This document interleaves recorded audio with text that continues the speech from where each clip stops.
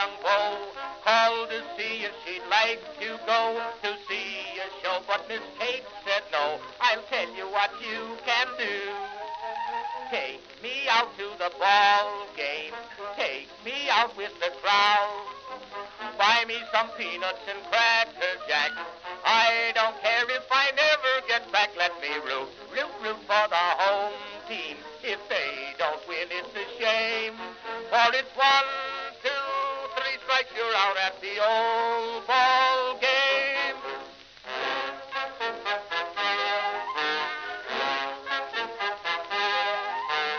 Katie Casey saw all the games, knew the players by their first names, told the umpire he was wrong all along, good and strong. When the score was just 2-2, Katie Casey knew what to do. Just to cheer up the boys she knew, she made the gang sing this song. Take me out to the ball game, take me out with the crowd. Buy me some peanuts and cracker jack. I don't care if I never get back. Let me root for the home team. If they don't win, it's a shame.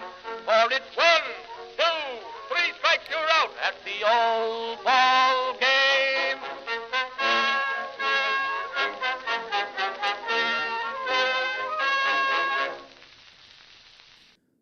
As the 1-2 hit right back to Louie. Goes the second one. On the first, Jazz throws it. What the fuck was that?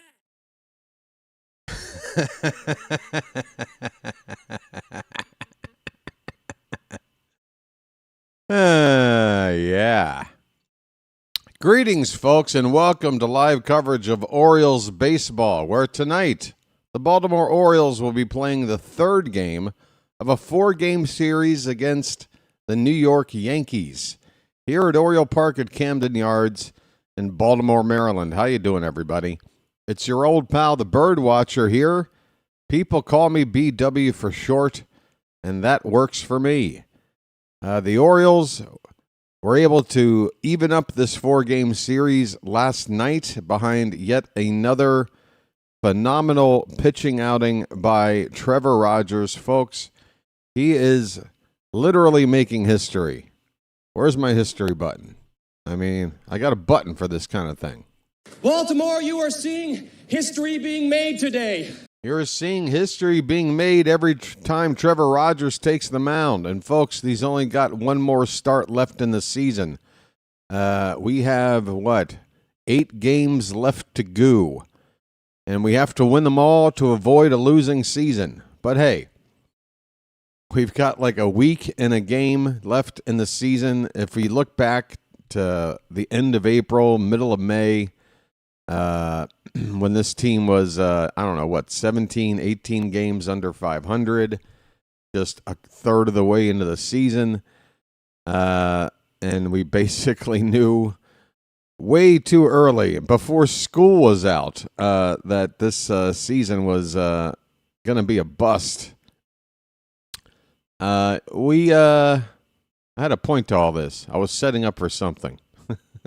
It's been a bust, but look it. We're playing better baseball, record-wise anyway, since those first couple of months. And we're looking to play spoilers here. Trying to get out of last place as well. We are 2 games behind the Tampa Bay Rays with 8 games left to play. 3 of them head-to-head against Tampa at home starting on Tuesday. I believe Monday we have the day off.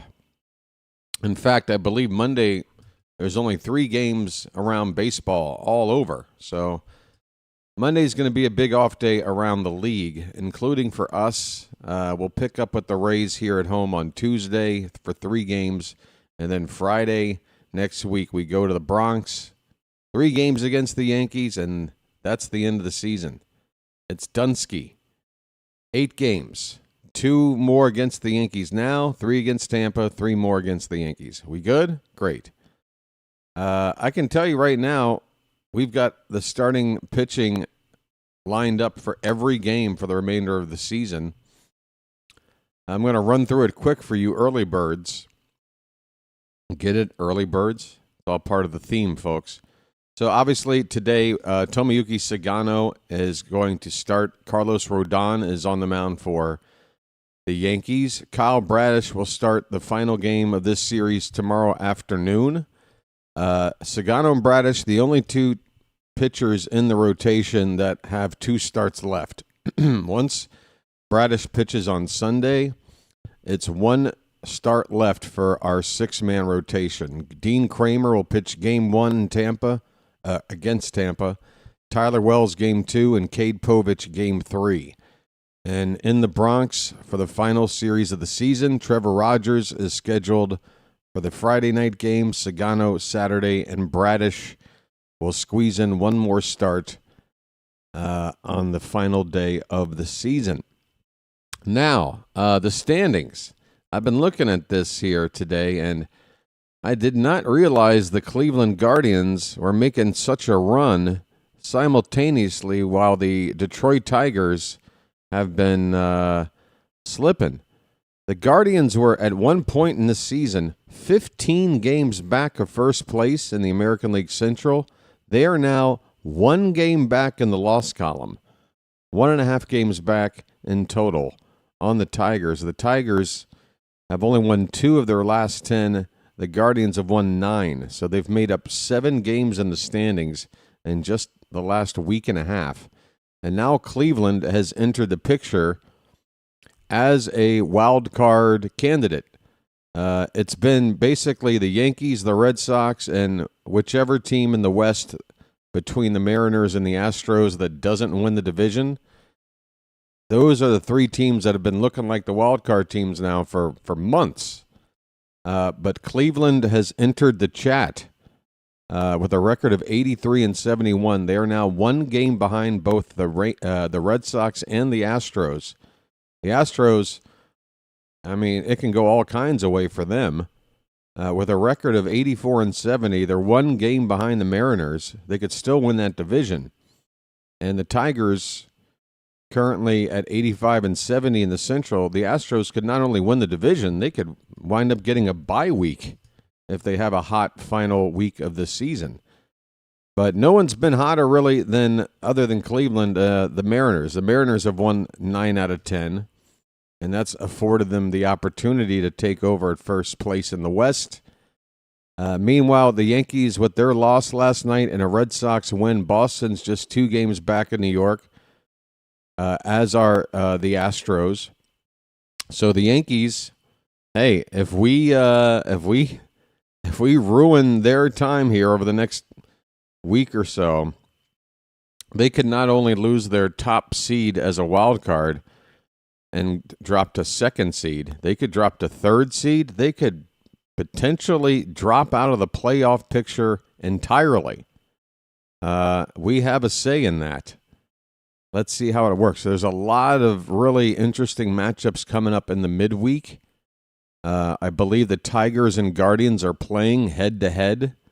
Again, that American League Central division now completely up for grabs. 2 teams going in opposite directions and going head-to-head here starting on, I believe, Tuesday. So if I wasn't calling an Orioles game that night, I might just decide to guest call that game just with everything on the line. And, of course, out west, again, it's just a 1-game lead between the Astros and the Mariners. The Blue Jays have a 3-game lead on the Yankees, probably going to get that division wrapped up. But they do have to play the Red Sox this week. The Yankees, meanwhile, they have the benefit of playing the White Sox during the upcoming week before playing us again at the weekend. So the Yankees do have that benefit. They should be taking care of business against the White Sox, which is why it's so important that we beat them. It's us and the White Sox. Those are the Yankees' only remaining opponents. So let's not depend on Chicago to play spoilers. We need to do it. Let's try to take a lead in this series with a win today after winning last night. So Tomoyuki Sugano is going to be on the mound. Carlos Rodon, the left-hander, is pitching for the Yankees. Let's take a look at the starting lineups here. First pitch is just under 5 minutes away. By the way, the Orioles claimed another pitcher off the waiver wire scrap heap, a right-hander by the name of Dom Hamill, who was pitching for the Mets. He's been claimed and immediately optioned down to AAA Norfolk. And he is on the 40-man roster. That 40-man roster is now complete. There were some open spots there after all the trades that were made at the end of July. We've been adding to that roster over time here the past couple of months. It's full right now as we are just a week and a day away from wrapping up the regular season. All right, so the starting lineups for the visiting Yankees. Trent Grisham will lead off and play center field. Ben Rice is doing the catching and batting second. Aaron Judge will hit third today and play right field. Cody Bellinger is in left field, hitting fourth. Giancarlo Stanton will bat fifth and DH. Jazz Chisholm Jr. is at second base, hitting sixth. Paul Goldschmidt moves down to hit seventh. He's at first base. Ryan McMahon gets his first start of the series. He's at third base, batting eighth. And Anthony Volpe at shortstop will hit ninth. For the Orioles, Jackson Holliday once again leading off, playing second base. Jordan Westburg will bat second and play third. Gunnar Henderson in his usual three-hole, playing shortstop. Tyler O'Neill will will clean up today and play in left field. Ryan Mountcastle's DHing. He's batting fifth. Jeremiah Jackson will hit sixth and play in right field. Kobe Mayo batting seventh at first base. Alex Jackson doing the catching and hitting eighth. And Jorge Mateo, center field, batting ninth. Folks, we got a lefty pitching against us. There's no other reason why Mateo should be in the lineup playing center field. When is this experiment going to end?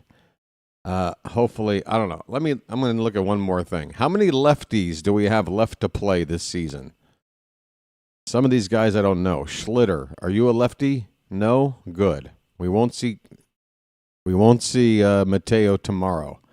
Ian Seymour for the Rays. He is a lefty. So game one against Tampa, look out. Shane Baz, Drew Rasmussen, they're righties. We get Rodon again in game one in New York. So I'm counting two more than Schlitter and Louis Heel. Louis Heel pitching the final game of the season. I'm counting two more lefties we face after tonight. So hopefully that's it for Mateo in center field as a Baltimore Oriole. One or two more games in center field. All right. This game is about to get started. I've got to hurry up. Make sure everything is caught up here. We good to go? Are we good to go? I think we're good to go.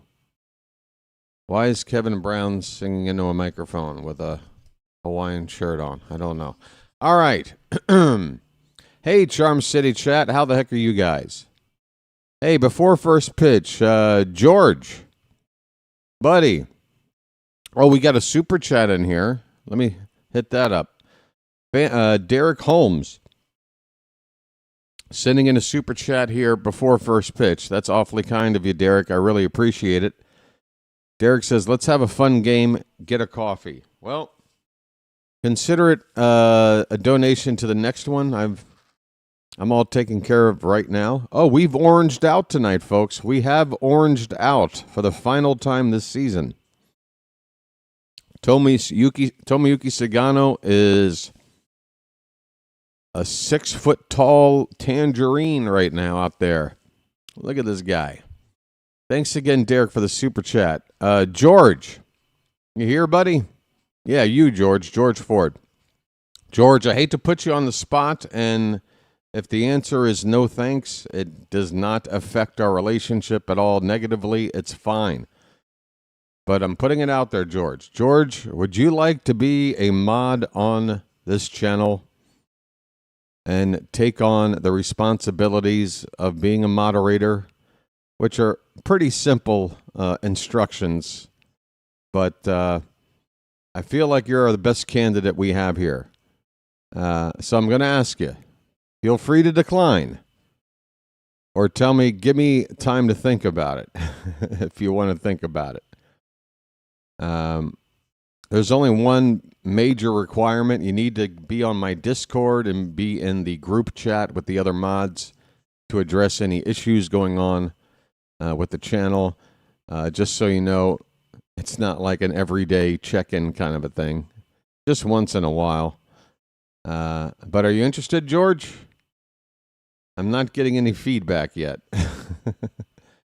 Don't leave me hanging on this. This is like putting up a high five and just standing there waiting. Trent Grisham is in the on-deck circle. And Sugano is making his final warm-up tosses. The defensive outfield, just like it was against Max Fried on Thursday night, not happy with it. O'Neill in left, Mateo in center, Jeremiah in right. I mean, we're just not built to hit lefties, I guess. We got rid of Laureano. That doesn't help. All right, how do we get strike one? The game just jumped to strike one, folks. I missed it somehow. The 0-1 pitch is a backdoor sweeper for strike two. No balls, 2 strikes. So George says, okay, I'll do it. I can tell George is excited about this opportunity. That sounds like somebody who's like, has to volunteer to like, you know, go get that spider out of the basement that nobody else wants to mess with. 0-2 to Grisham. Is a bit high from Sugano. 1 ball, 2 strikes. Grisham's hitting .238. I still can't believe this dude's got 30-something home runs on the season. But when you're a left-handed batter playing 81 games in that bandbox called Yankee Stadium, I got a feeling a handful of those home runs would not have been home runs elsewhere. Here's a little tapper along the first base line. Sugano picks it up and throws to first to retire Trent Grisham. 1 batter, 1 out. Ben Rice coming up. So, George, first things first, the Discord. Michael is a mod that's currently here. Do we have any others here right now? As you can tell, we need some mod help. Michael, do you have the ability to drop the Discord link in the chat to be able to help George get connected there, and then we can add him into the group chat for the mods. 1-0 to Ben Rice is outside 2-0. You might need a new link because the links for invites to the Discord, they have an expiration date. Matt is here as well. Okay, hey, Matt. Matt, are you able to get a Discord link, or do I need to regenerate a fresh one? Let me know. Appreciate it. 2 balls and a strike on Ben Rice after a curveball from Sugano. 1 out, nobody on, top of the first. Okay, Matt. No worries. That pitch gets away. It's 3-1. Folks, George might not be the only new mod coming in. So, there's that. Here's a 3-1 pitch to Rice. That is hit on the line. Foul ball down the right field line. Just foul. Full count on Ben Rice.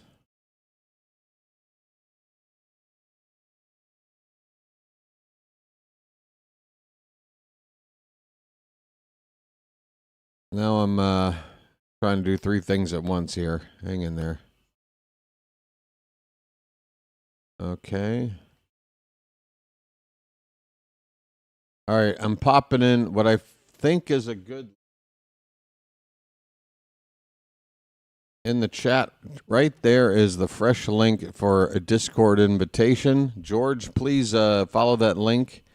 Say hello in the I mean, if you're not acclimated with here's a ground ball to second base. Holliday with an easy play to retire. Who's that? Sorry.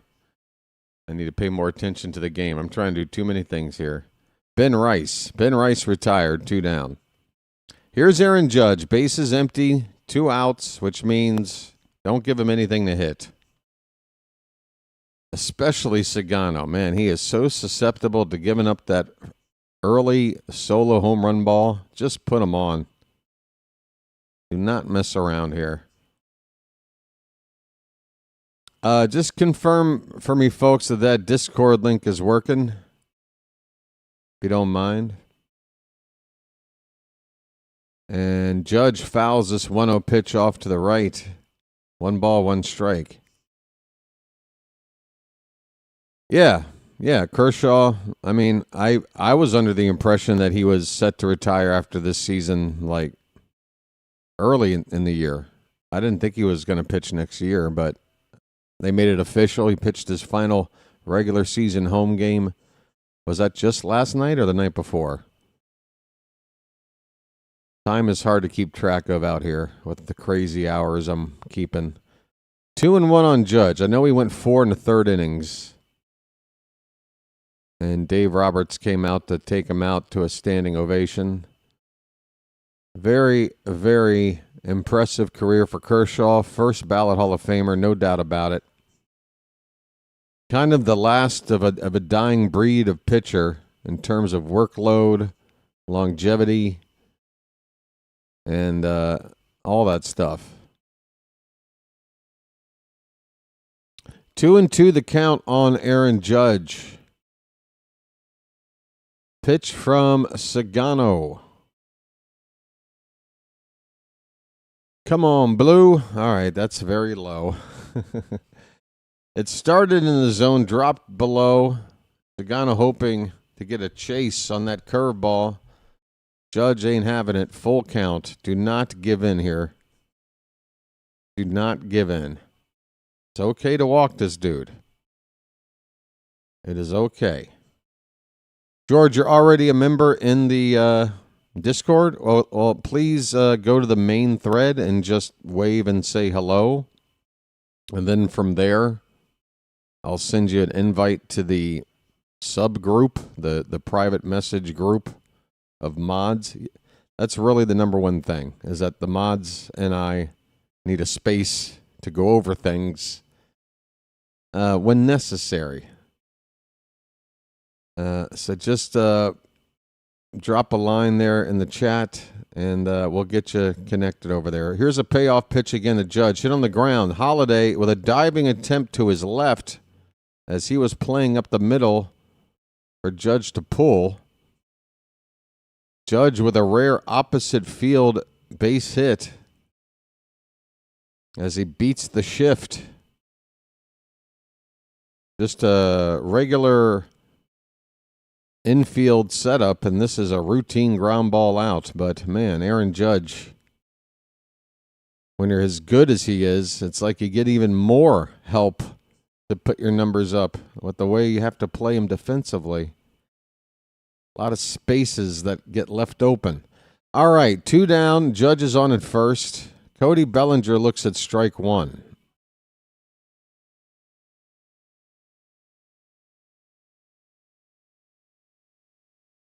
Next pitch fouled away. It's 2 strikes on Bellinger. He's got a .271 average. He's 1 homer shy of 30 and a few RBIs shy of 100. Looks like we got a pretty packed house here tonight.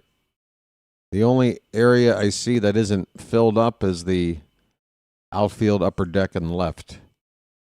0-2 to Bellinger. That's hit to left. And going to get into the corner foul. So we had 25,000 and change last night. I'm going to go ahead and guess, without getting a full shot of the upper deck all the way around, that we're closer to 30 tonight. I'll go 28.5 on this one. 0-2 to Bellinger. Pop foul again and out of play.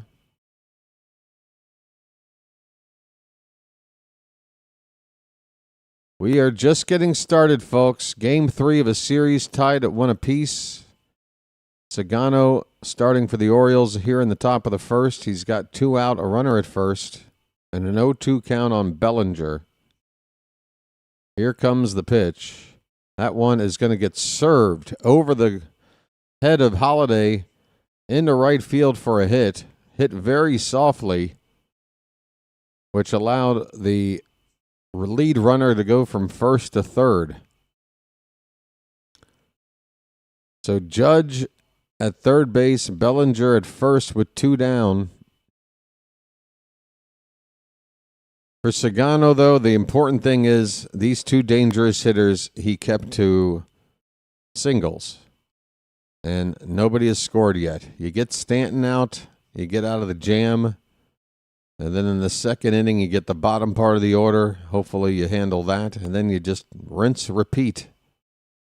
That's how you get through this Yankee lineup. You got to absorb whatever Judge is going to do. Pitch around him whenever the opportunity presents itself. Treat the guys hitting right before and after him careful, but you still got to pitch to him. And then, rest of this lineup for me, not that scary. Not that scary. All right. Stanton slugging .564 on the season, man. He's still doing it. Check on Bellinger at first. He's back. 1 ball, 1 strike on Stanton. 2 down. Trying to get out of this first inning. Pardon me. All right, here we go. The 1-1 pitch. Check swing. They appeal. He didn't go.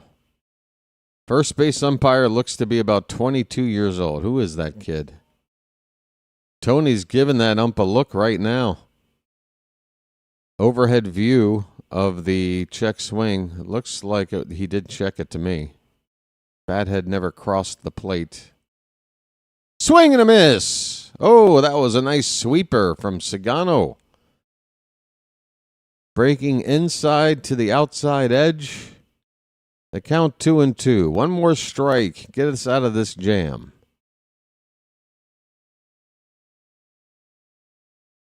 The 2-2.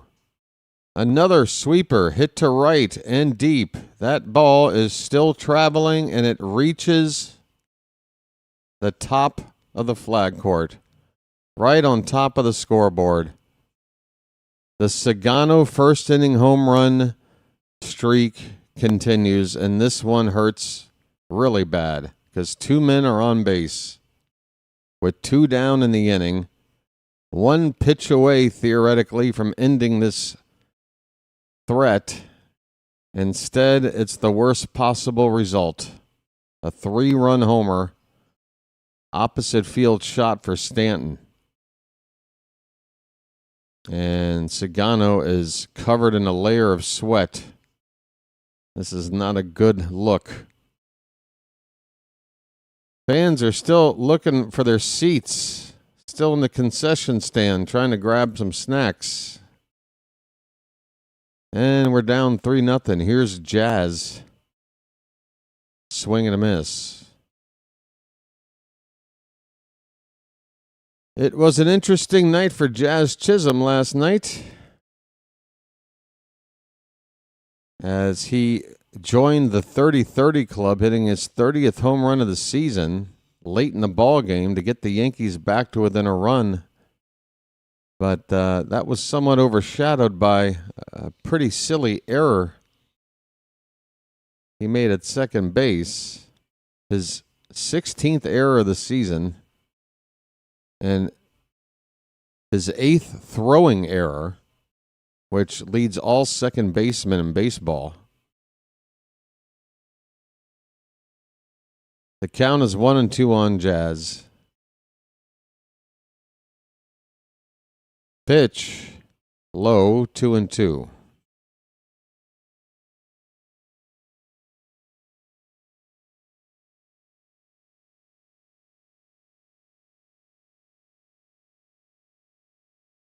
Two. That's a called strike 3. Jazz, sit down. Sit down, Jazz. Enough of you.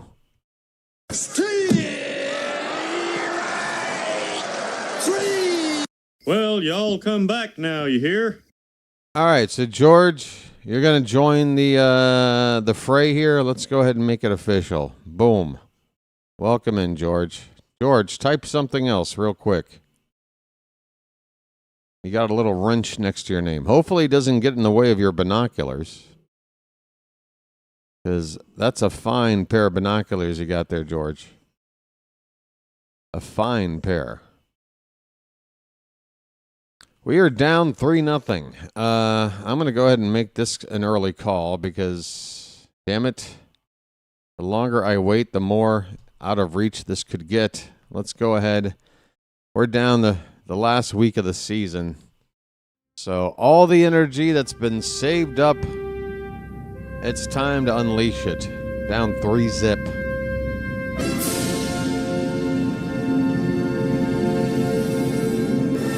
All right. Before we see our first pitch at the plate tonight, the hat says, I want in. I've been saving up the energy, BW, for a moment like this. Down 3-0 early to the Yankees. Got to come back. Yes, the hat already. It's a special time to call for the hat, Gary. You got to be along for the ride, man. Don't question the hat. Questioning the hat takes away from its magic. And we wouldn't want that now, would we? All right. How many pitches for Sugano? 31 in that first inning. 3 hits. All of them scored. Back-to-back-to-back hits. Judge, Bellinger, and Stanton. All right, Carlos Rodon. He's got a 16-win season to his credit. 16-9 with a 3.11 ERA, a solid whip of 1.07. And folks, there's a 50-50 chance a ball game will begin like this, with the pitcher having a problem with the pitch track. What do they call this? Pitch comm, whatever it's called. The device that they wear in the hat to get the signal from the catcher. I hate this whole thing. I just, honestly. How did Major League Baseball make it through its first 150 years without this technology? But this is all to save time, right, folks? A few seconds here, a few seconds there. Kind of seems like that time we save gets canceled out by the time it takes to adjust this stupid device. All right, here we go. Bottom of the first. Jackson Holliday takes one a little bit outside for ball 1. Holliday hitting .249. Batting leadoff. Takes low 2-0. Holliday.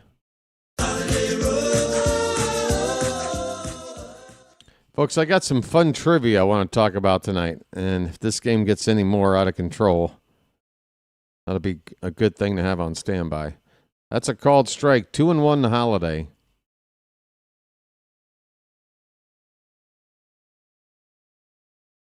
Next pitch inside. 3 balls, 1 strike.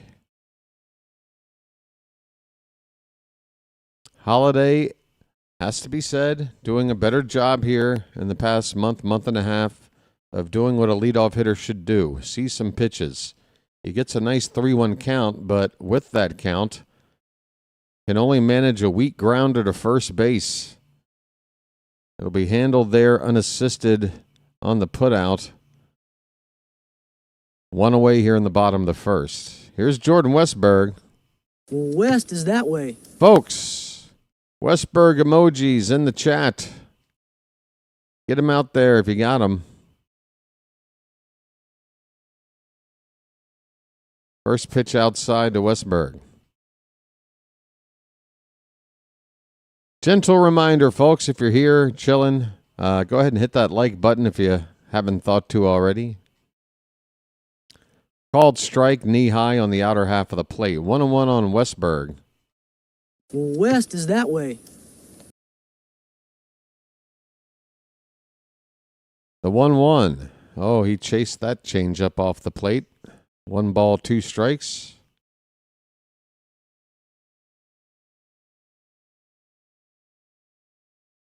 Yeah, Phantom, and I would argue that he should not be hitting leadoff against lefties.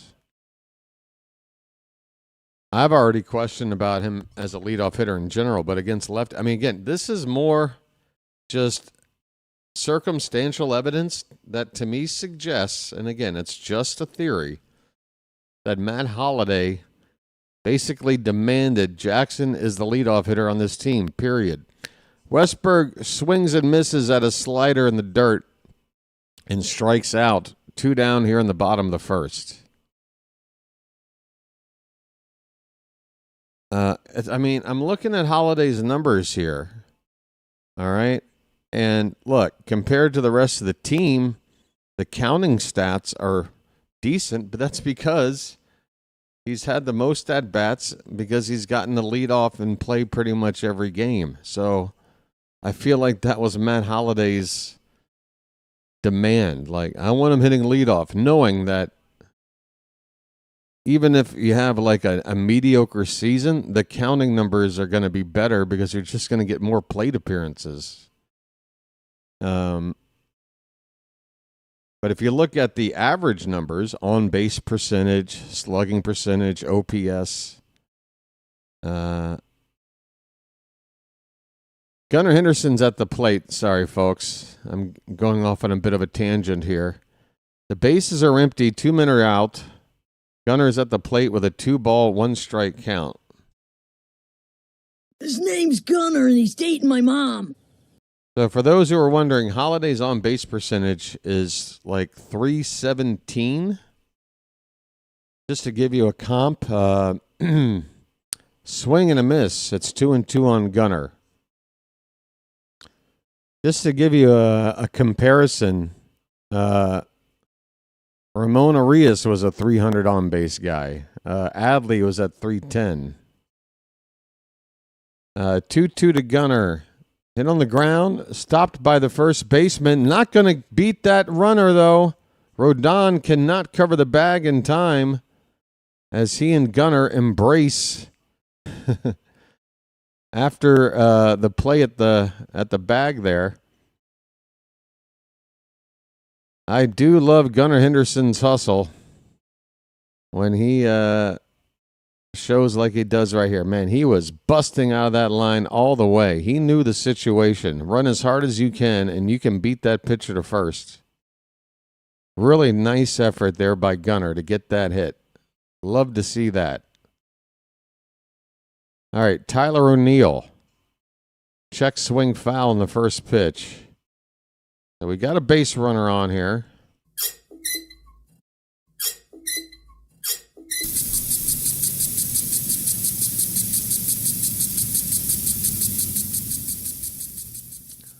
Now remember, George, periodically, messages to persuade folks to like and subscribe to the channel. We'll talk about the other things. Couple of occasional rule drops. Can't do this, can't do that. There's only a few can't do's. The 1-1 to Tyler O'Neill. Swing and a miss. Change up on the outside edge. O'Neill waved at it. Ahoy there! Anybody home? Rodon had a perfect game through the first 5 innings of his last start. Or no, this is not his last start. This was a start in April against the Orioles. Who cares about that? There goes Gunner. The throw down looks high, and it is offline. Gunnar Henderson's got himself another stolen base. 27 steals now for Gunnar. He might get to 30 with the way he's been running the bases here the past week or so. He had a 3-steal night this past week. 2-2 pitch. O'Neill rolls over it, hit the third. It's going to be a tough play, but the play is made to end the inning. Nice play at third by Ryan McMahon, who is a good fielder in the lineup tonight, and it's already paid off for the Yankees. I'm not sure Ahmed Rosario or Jose Caballero, two guys who have played third in the first two games. I don't think either of them are making that play right there, but Ryan McMahon does. The inning is over. The Orioles leave a man on. We do not score. We go to the second inning. It's 3-0 Yankees.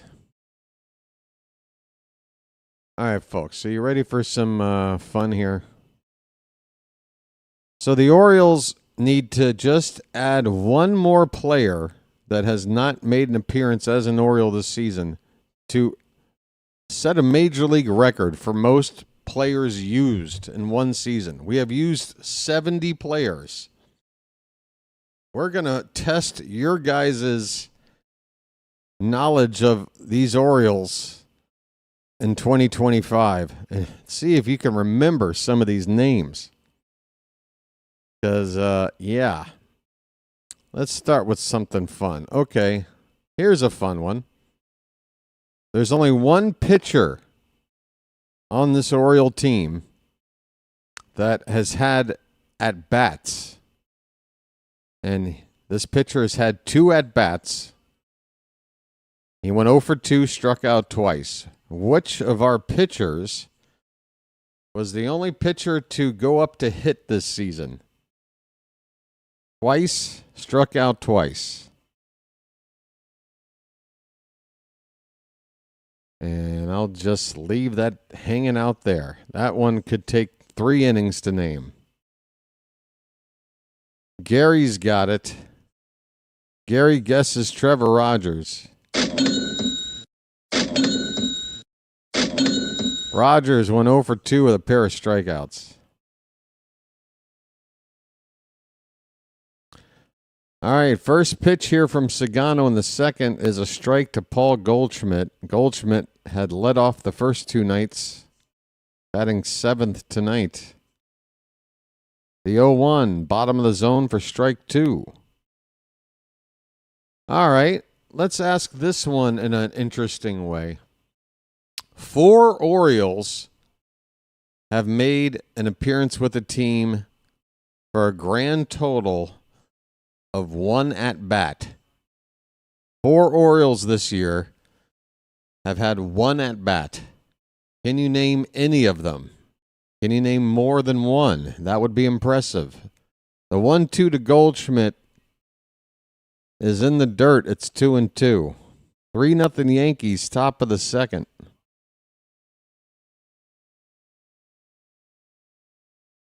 That's a no on Machine. Machine has had 11 at-bats. Goldschmidt takes low and away. It's a full count. Now, I'll give you a clue. Of these 4 players, one plays, at least this is how they're listed. I mean, it's not necessarily the only position they play. Swing and a miss. Sugano strikes out Goldschmidt on the payoff pitch.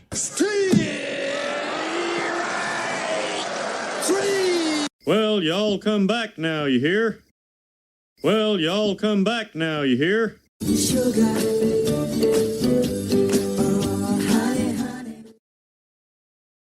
So the 4 positions that these 4 players are listed as, one's a second baseman, one's a third baseman, one's a catcher. That's the one you might be able to figure out. And then one is listed as a left fielder. Ryan McMahon at the plate takes a first pitch strike. Bradfield has yet to make his debut. Just missed on that sinker. It's 1-1. McMahon hitting just .216. Came over from the Rockies at the trade deadline, I believe. Ground ball to second. Routine play for Holliday. Second out of the inning. And that'll bring up the number 9 hitter with the bases empty and 2 down for the Yankees.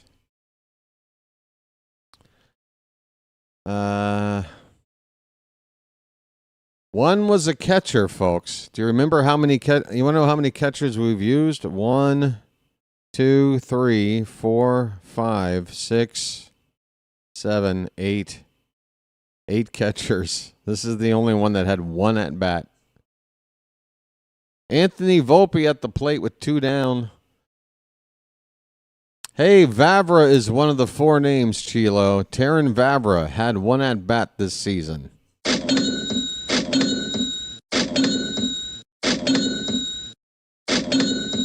You're saying we used 10 catchers. Let me count them up again. 1, 2, 3, 4, 5, 6, 7. I'm counting 8. Hey, Cooper Hummel from It's a 410 Kid. Right, Cooper Hummel is another of the 4 guys.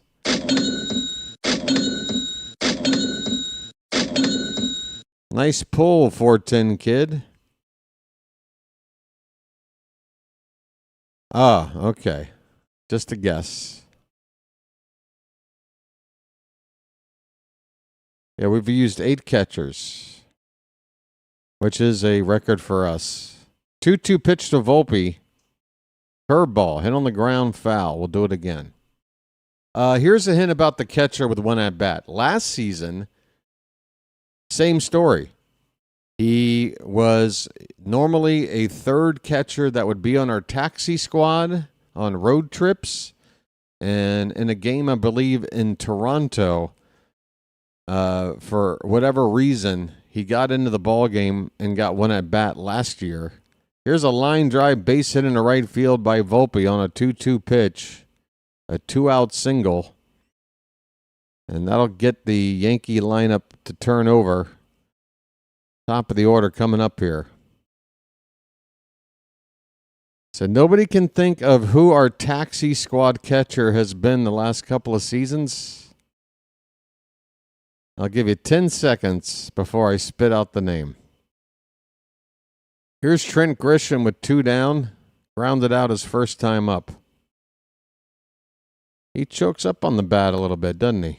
That pitch is outside. 1-0. All right, folks.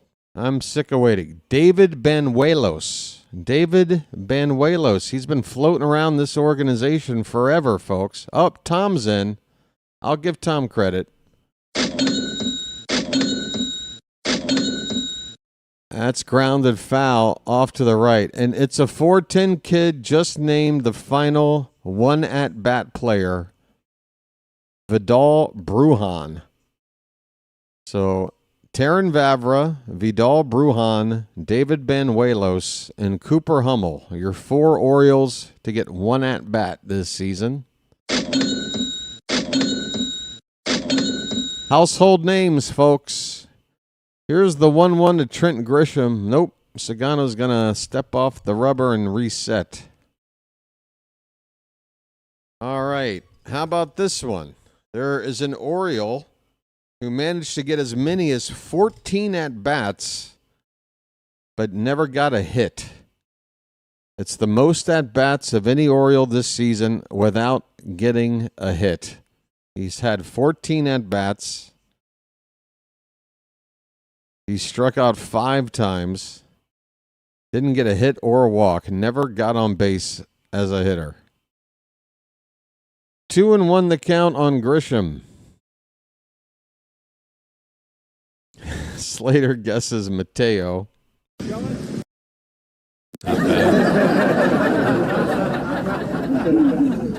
Not quite. You might have forgotten this guy. He was getting into the lineup a couple of times a week there for a minute. Listen up. Billy, I really appreciate the help, but can we not refer to my channel as a business? It sounds very corporate. This is a community. I'm not trying to become, I'm not trying to farm Bitcoin over here. Again, Billy, I'm only teasing. I appreciate the effort and the desire to help promote the channel, but there's no need to refer to it as a business. It's a community. That would be the better way to put it, okay? It is a noble endeavor, I'll give you that. I appreciate it, Billy. I do. We got a 2-2 count on Grisham. Volpe's at first base. Umpire just made a motion that I haven't seen since I last saw my proctologist. Volpe dancing off the base, and there, well, I guess he faked going. He faked it. All right, so now we're starting to name. No, Maverick Hanley does have a hit. Maverick Hanley has probably the worst average of anybody that does have a hit. In fact, that is the case. Maverick Hanley, 073. Worst average of anybody that has at least one hit. Here's a base hit over the glove of Holliday. Volpe will go first to third. The Yankees have runners at the corners with 2 down here in the second. Sugano has already thrown 52 pitches. And we're still in the second inning. This is looking a whole lot like Thursday night right now. This is looking a whole lot like Thursday night right now. All right, now we're just throwing out names that I don't know if I'm going to be able to use later. All right. Well, in the tradition of some of these guesses, who can name all 8 catchers used this season? Pop those names in. Extra credit if you can list them in order from most at-bats to least. Really make it homework for you. All right, Ben Rice is up first and third with 2 down. He's got a count of a ball and no strikes.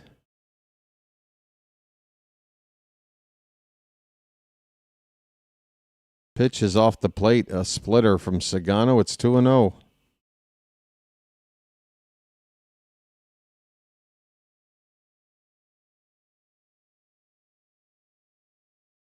So it's Volpe at third, Grisham at first. 2-0 pitch, had the plate. Oh, we got that call. That was an inch low. Thank you, Blue. Sugano really needed that call. Avoids the 3-0 count. It's 2-1. Pitch. Hits the bottom of the zone with a strike. That one was a real strike. No argument there. 2 balls and 2 strikes to count.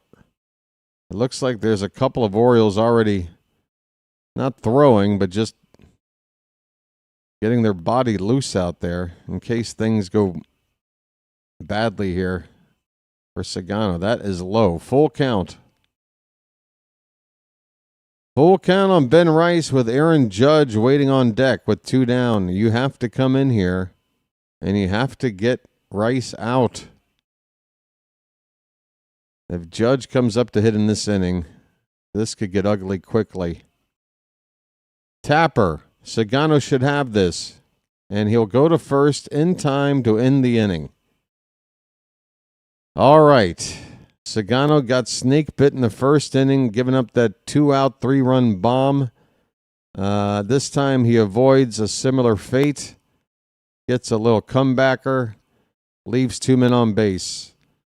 We go to the bottom of the second inning. No, bottom of the third. Where are we going? Where the hell are we? It's just the bottom of the second? Really? Okay. Yankees already have 5 hits.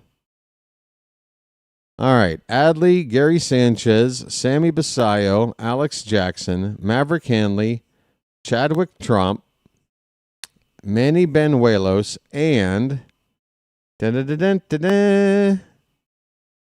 we're all forgetting one guy. Adley, Sanchez. Okay, let's go by order of at-bats here. Adley is first with 308 at-bats. Coming up second is actually Basayo. He's 1 at bat ahead of Gary Sanchez. Basayo at 92 at bats. Sanchez with 91 at bats. Alex Jackson 85 at bats. Maverick Hanley 41 at bats. The name everybody has forgotten, and he was like our starter for, I don't know, a week or two. Jacob Stallings. Jacob Stallings, the forgotten man, 35 at bats. He hit 114. And then, yes, Chadwick Tromp and David Banuelos. Those were your catchers this year, folks. Hello, Teresa.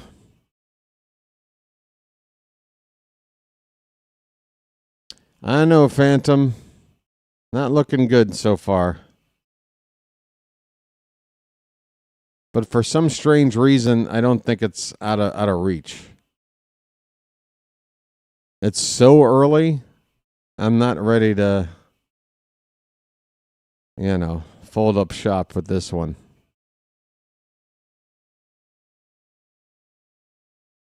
Did anyone ever name the Oriole that went 0 for 14? The Oriole with the most at-bats without a hit? I don't think anybody ever. Somebody guessed Jordan Adams, I guess. That's not a bad guess.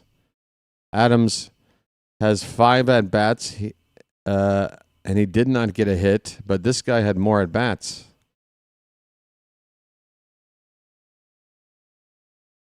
Mountcastle swings and misses on the first pitch he sees as we lead off the bottom of the second. Mounty hitting .256, half a dozen homers. Cut on and miss, strike 2, fastball, top of the zone from Rodon.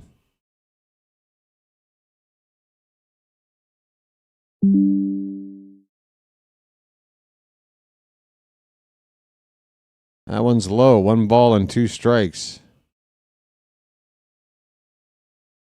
Oh yeah, I'm worried too. It felt like, we used all our best weapons to get that win last night, and now this game looks a whole lot like Thursday's game so far. And we all know how that went. Here's a grounder that's like a swinging bunt, a tag attempt, and what was that from Rodon? Rodon didn't know what to do. He had options. He could have just taken the ball out and flipped it to first. I think he had time. He could have just flipped it out of the glove a little more athletically. He could have just tagged Mountcastle. There's so many different things he could have done. He didn't manage to do any of them. He tried to tag, he whiffed, and then the ball fell out of the glove. Oh, wait a minute. The ball... Oh, we've got a play here. This is interesting. The ball, Mountcastle running to first, he lifted his leg, as you do when you run, his back leg with his bottom of his foot pointing upward. That hit the glove. That's what knocked the ball out of the glove. But I guess when you knock a ball out of the glove, that's not an out. You got to be able to hold possession. It's like knocking the ball out of the catcher out of a possession on a play at the plate. So anyway, weird play. Mountcastle reaches on an infield single. I just missed Jeremiah Jackson's at bat entirely, trying to break down what I just saw there. Jeremiah just flew out to center field for the first out. Here's Kobe Mayo. He pops it up. That's not going anywhere. Along the third baseline, foul ground. Ryan McMahon makes the catch, 2 away. Mayo gone on 1 pitch. Alex Jackson.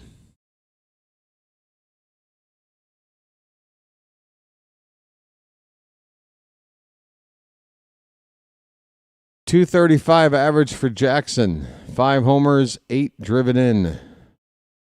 He's got an OPS over 800. That's what I'm talking about. Let's go back to this. OPS is over 800. Holliday is 100 points behind Alex Jackson in that regard. Gunnar doesn't have an OPS of 800. Okay? In fact, We had 2 regulars with an OPS over 800, but we traded both of them. Ryan O'Hearn and Ramon Laureano. It's 0-2 on Alex Jackson. Swing and a miss, and the inning is over. The Orioles get 1 base runner here. He's left on. After 2 innings, the Yankees lead at 3-0. More fun looking at this wacky 2025 roster, folks. My goodness. My goodness.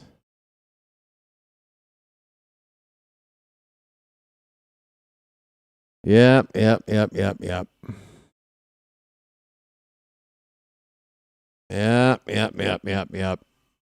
So, folks, if you're wondering why I'm so hell-bent on giving Dylan Beavers a chance to hit leadoff, Dylan Beavers, folks, now sitting on 86 at-bats, has a .417 on-base percentage. That is 98 points higher than Jackson Holliday. And the closest person that is still on our roster to his on-base percentage is Gunnar and Jeremiah Jackson. Gunner's at 350, Jeremiah's at 327.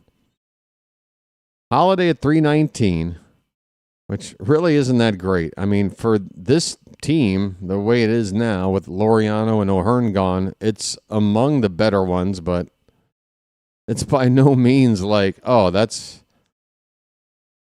a good leadoff hitter with a 319 on base. It really, really isn't. You want on base for a leadoff hitter at least to be like 333. One out of every 3 times. 350 would be nice. Anything above that, and now you're getting into all-star territory. But our boy Dylan Beavers rocking a .417 on base percentage right now. Not to mention slugging .453. A .453 slug. That's not only 70 points better than Jackson, that's better than Gunnar. Hell, that was only bettered by the 2 guys we gave away, Laureano and O'Hearn. Here's Aaron Judge leading off the top of the 3rd. Swing and a miss on a 1-0 pitch from Sugano. There's a shot of Boog's barbecue pit out there on the Utah Street. Boog made his way out to the splash zone last night, and the timing couldn't have been better. I think we need to... Oh, Boog's in the booth right now. Boog, good to see you, buddy. But could you maybe make your way back to the splash zone like last night? Things kind of worked out well over there.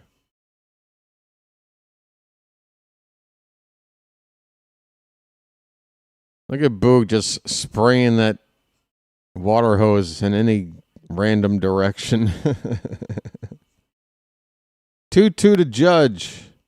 Lifted in the air, off to the right, and foul. And, of course, Boog is sitting there with some barbecue right there in front of him and a watered-down soda.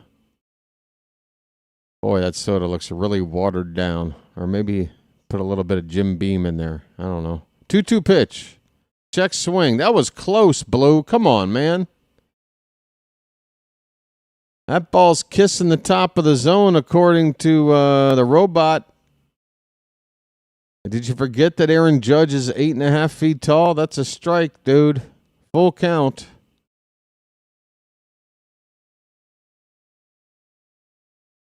Payoff pitch coming.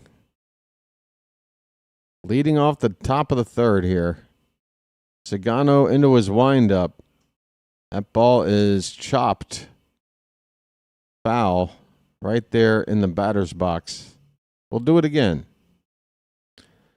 BW question. Adley, Gunnar, Holliday, Mayo, all highly touted but haven't lived up to potential in my opinion. Do we declare them the future of the franchise too soon? No, Paul. I think we replaced a lot of coaches with guys that are inexperienced and not helping. And Aaron Judge, speaking of not helping, just blasted one down the left field line for another home run. And folks, we are watching what I think should be the last few pitches of the Oriole career for Tomoyuki Sugano. That is home run number 49 for Judge, 112 off the bat. It wasn't by any means a prolific homer, 370 feet. But he hit it to the right part of the park, right down the line. 4-0 Yankees. Curveball to Bellinger is a strike. Paul, I think a lot of our players, Gunner's fine. The power numbers are down. I think they'll go back up. Mayo, I don't know if he's going to put it all together or not, but I think with some better coaching, I think it could help. Holliday, I feel like, is just strictly personally coached by his dad, and whatever success or failure he experiences can be attributed to the Holliday family sort of approach. Here's a called strike on a splitter to Bellinger. He strikes out.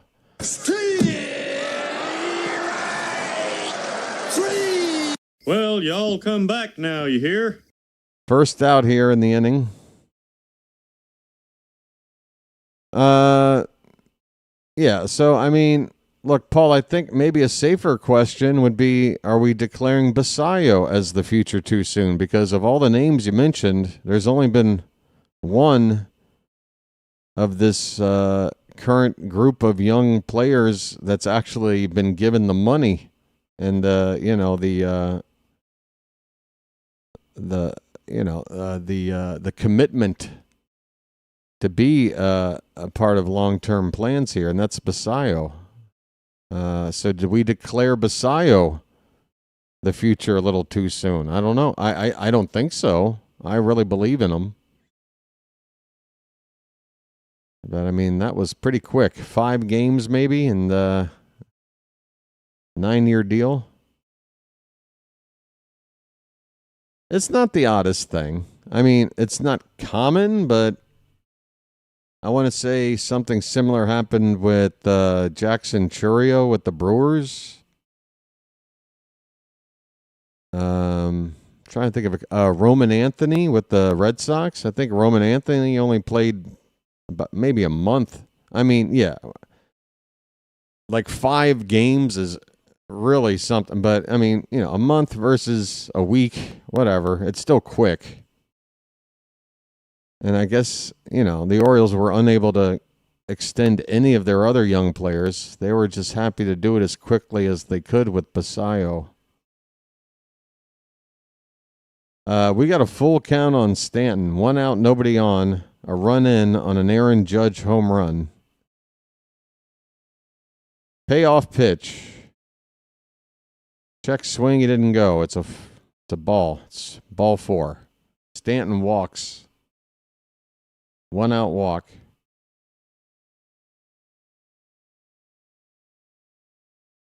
Vasquez, yes. Cowser, no. George Ford. Oh, we're talking about... Oh, you want to get to the pitching stats? I didn't know you guys wanted to jump over to the pitching stats this year. Jazz Chisholm. First pitch is ball 1 outside. Jazz struck out his first time up. I don't mind telling you that. Fouled away. It's 1-1 on Jazz.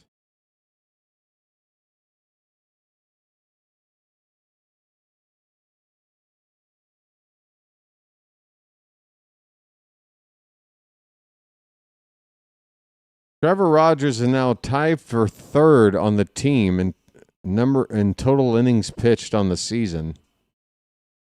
Chisholm hits a high fly ball to right center. I don't know why the crowd made this giant gasp. That is a shallow pop-up caught by Mayo.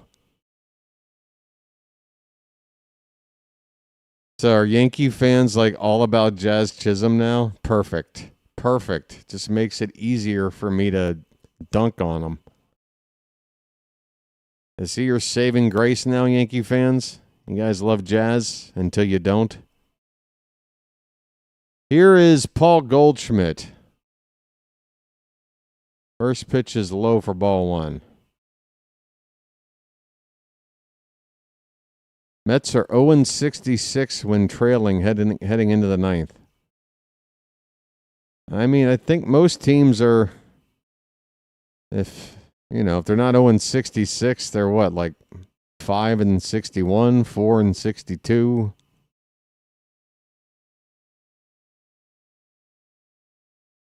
I don't know. Maybe the Mets just, whenever they are trailing, that's never by just a run or two. They're always down by a lot. It makes it hard to come back, I guess. I don't know. You would think one comeback on the year. You would think that. Oh my God, look at all these pitchers. Holy cow. So we were naming the position players who have pitched this season. What's the, do we have a final list? You want me to check that off for you? I'm counting 1, 2, 3, 4, 5. 5 position players have pitched. Did we name them all? Paul Goldschmidt just got hit by a pitch, a splitter from Sugano.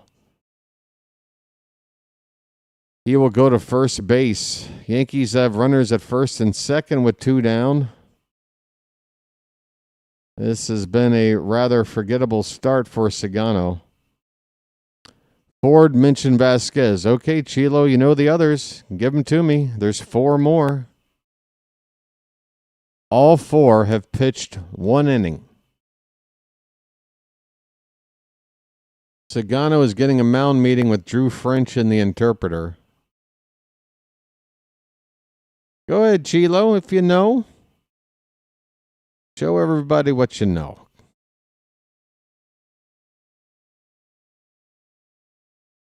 Extra credit if you can name the game, the opponent. I don't have that information, but if you know it, you know it. Mateo, Jackson, or you're going to have to be more specific about Jackson, Rivera, and Sanchez. Help me out with the Jackson. And then I can give you full credit. 2 on, 2 out. Ryan McMahon coming up. The Orioles have a man up in the bullpen. Alex Jackson. All right, Chilo. Just, I had to go by Jeopardy rules. We got to make sure. The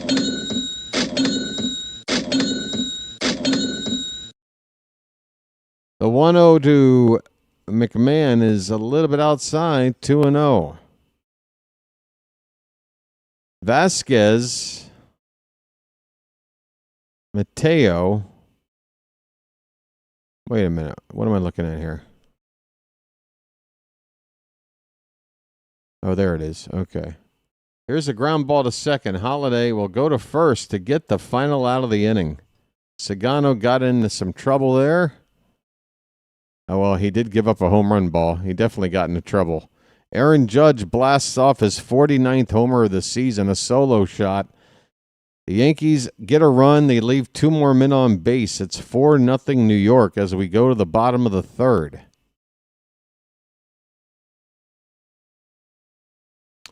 All right, so let's see.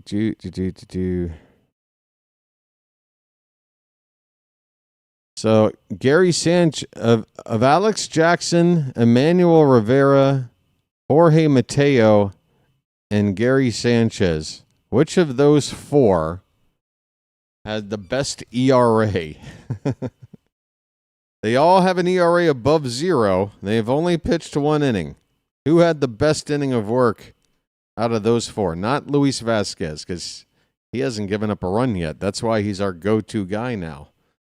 He's got good stuff. Hell, he might make the rotation. Have I been on this screen the whole time? Sorry. Should have been over here. Scoreboard screwed up. I don't know. But I'm going to just step off the screen here for a sec. Be right back.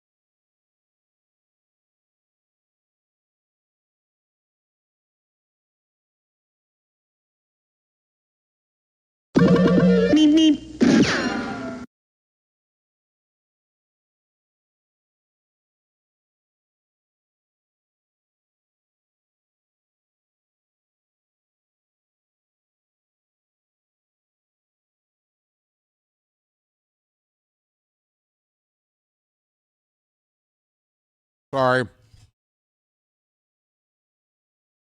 Finishing up breakfast. Mateo is at the plate to lead off the bottom of the third. He has a 1-1 count. And the sinker from Rodon is a little bit outside.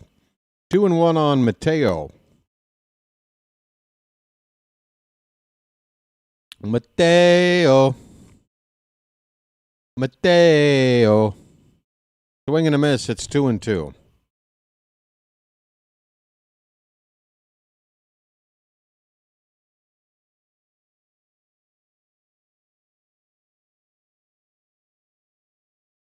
The 2-2 is low and in, and I think it got Mateo.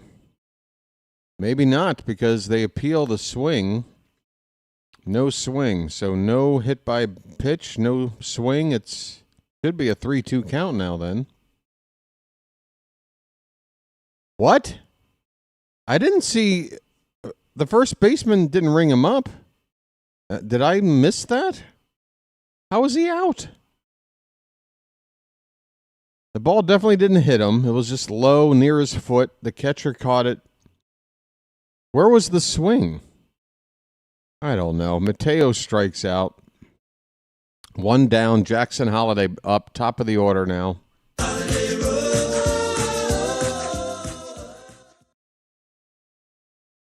Make it 0-2 on Holliday. Rodon comes in with a slider. What's going on now with this scoreboard?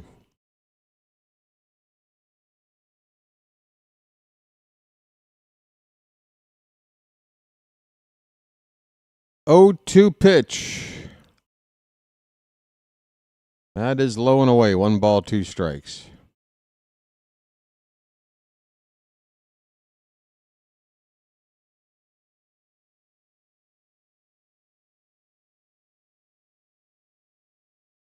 This one's hit well in the center, but right at him. A line drive to center field. Holliday retired. 2 down.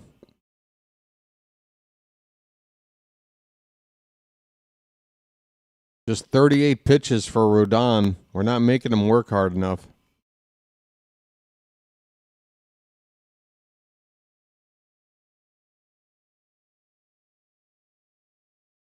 Westberg up, 2 down, bases empty. He's 0 for 1. First pitch to him. Just kisses the outside edge for strike 1. West is that way. Westberg struck out his first time up.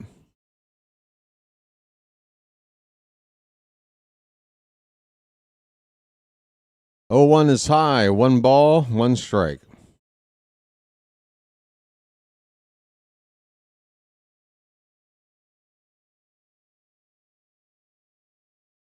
I wonder if we'll bring back the orange out next year. I got a feeling we won't.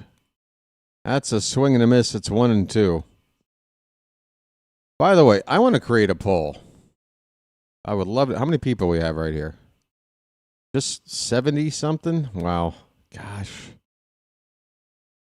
I mean, 7 games left down the stretch against the Yankees, and that's when the channel decides to just fold up and go home. Nobody wants to watch the Yankees. My game just froze. That's fun. It's frozen on a 1-2 count to Westberg. It's cycling through something. It looks like even the scoreboard page. Oh, it sent me back to the beginning. MLB.com does this. The inning just ended. Westberg is retired. How? I'll tell you in a sec. Just give me a moment.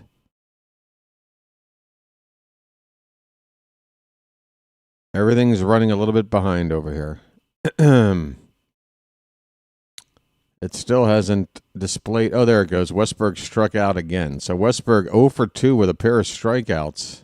He ends the third inning down on strikes. So Rodon, 3 innings, 2 hits, no runs, no walks, 4 Ks on 43 pitches. He has thrown less than half the pitches of Sugano. 3 innings for each pitcher. Sugano, 87 pitches. Rodon, 43. There's your story.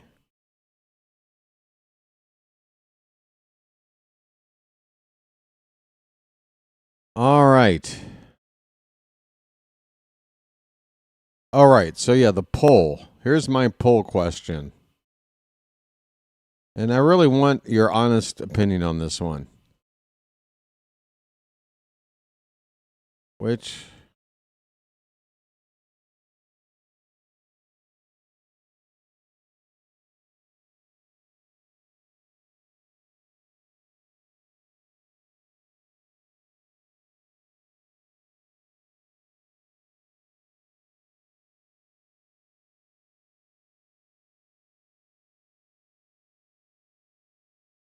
All right, there's a question. Now the fans have a chance to give their thoughts about something that has changed this season, and how do you feel about it? How do you feel? Because I'm curious. I feel like it's a good question. People could be heavily in favor of either one.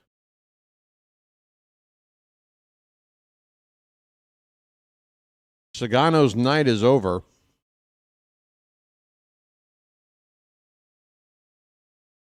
Jose Castillo, left-handed pitcher on in relief.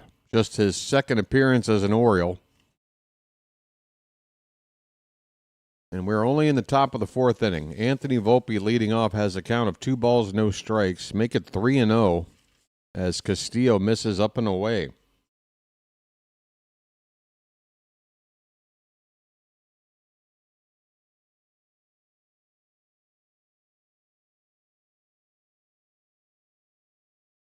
A 4-pitch walk. The latest treasure found off the waiver wire scrap heap from Mike Elias, folks. Castillo comes into the ball game. 4-pitch walk to the number 9 batter.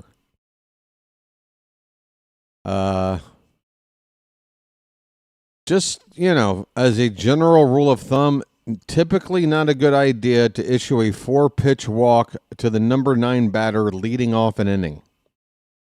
Just throwing that out there. Ball 1 to Trent Grisham. Castillo has yet to throw a strike. With the big bats of this order coming up next. That pitch is ball 2. Almost hit the corner, but it is out of the zone. It is 2-0 on Grisham. Are we going to have another Carson Ragsdale situation tonight? There's a strike, 2-1.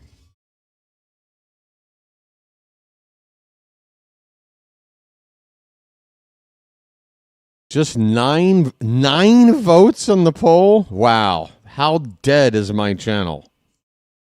God, nobody cares anymore. That's a strike. It's 2-2. So much for engagement. I don't know what to do anymore. Everything is just collapsing. Folks, blame Mike Elias. Don't punish me. Damn. Nobody can accuse me of phoning anything in from opening day till now. Ugh. 2-2 pitch. Swing and a miss. Grisham strikes out, 1 away.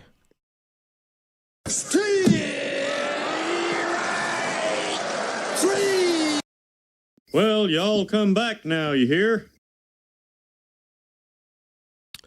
All right, are the Yankees going to stick with Ben Rice? Are they going to... All right, Ben Rice is catching, not DHing. Okay, Ben Rice will hit lefty on lefty here. Takes a first pitch strike from Castillo.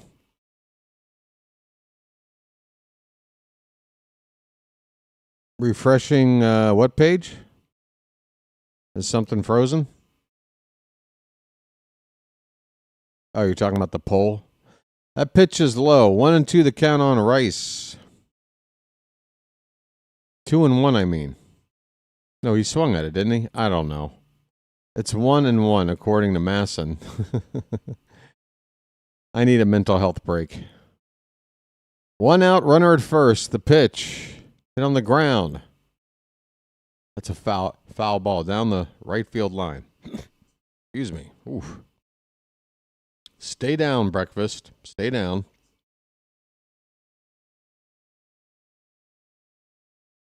Yeah, Elias ain't going anywhere, folks. That's the reality. I would say with the promotion, it's going to be at least 2 seasons of what we've just sat through this season before ownership goes, okay, we thought we had our guy. We don't. Yeah, so, yeah.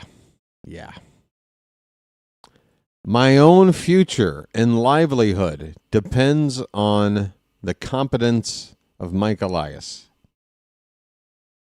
I never really thought about that when I started the channel, but as the team goes, so does the channel. It seems pretty clear. There's a called strike 3 to Ben Rice. Down he goes. 2 down in the inning.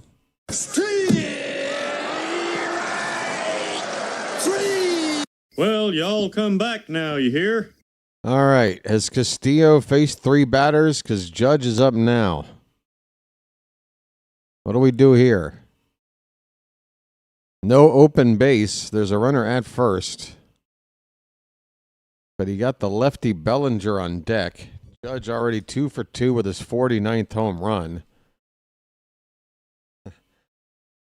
Again, I may be in the minority here, but despite the situation that says you don't walk a guy, I still walk this guy. Judge with a fly ball to right and slicing out of play. One more homer and Judge will join a Mount Rushmore of 4 players that have had 4 50-plus home run seasons. There's only been 3 other dudes. He would be the 4th. That is a strike 2 called on him. It's 0-2 on Judge.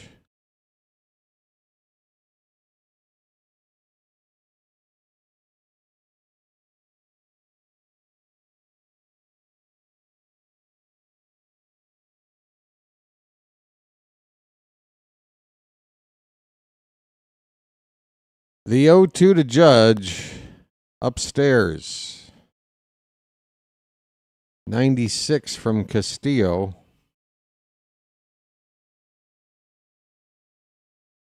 Hey there, Shy Poke. What you up to? Check on the base runner. He's back. Yankees with a 4-0 lead. All runs coming via the home run. A 3-run shot in the first and a solo shot by Judge his last time up.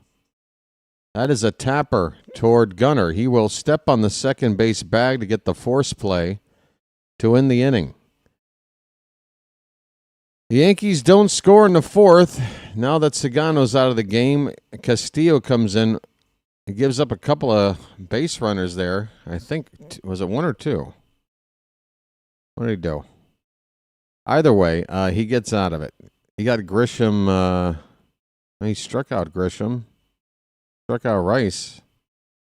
Opie walked. Okay. So just one base runner. A walk.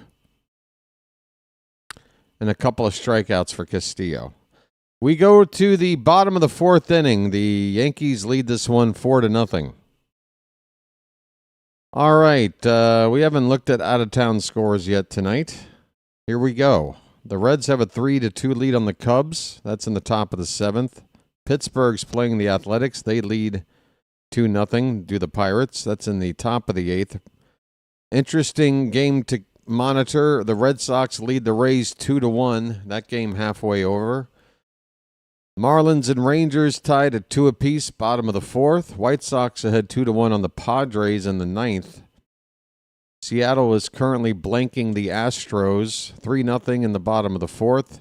Royals have a 2 lead on the Blue Jays, 2-0 lead on the Blue Jays in the top of the sixth.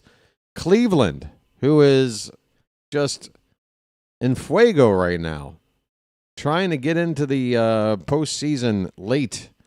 They lead the Twins 5-0 right now in the top of the fifth. Brewers and Cardinals tied at 1 apiece in the fifth. At the end of one, no score between the Angels and Rockies. Phillies have a 2-1 lead on the D-backs after 1 inning. And then we have some finals. The Braves beat the Tigers already today. The Guardians must be playing a doubleheader because they beat the Twins 6-0 earlier today. I got to take a look at these standings again. Is Cleveland right there? Gunnar Henderson is leading off the bottom of the fourth for the Orioles. Rodon on the mound. First pitch is a strike. The Nationals beat the Mets 5-3 in 11 innings, and there's one game left to start in about 50 minutes. Here's a ground ball to second. Jazz will throw out Gunnar for the first out in the bottom of the fourth. Giants and Dodgers coming up in about 50 minutes, 45 minutes out in L.A. Which Oriole has the most fielding errors this season? Just based on chances, I would guess Holliday. Here is a changeup up and away. It's got to be Gunnar or Holliday. But Gunnar had that long streak with no errors. Makes me think it would be Holliday.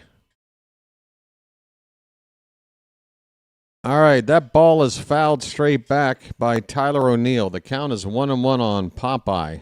Ahoy there! Anybody home?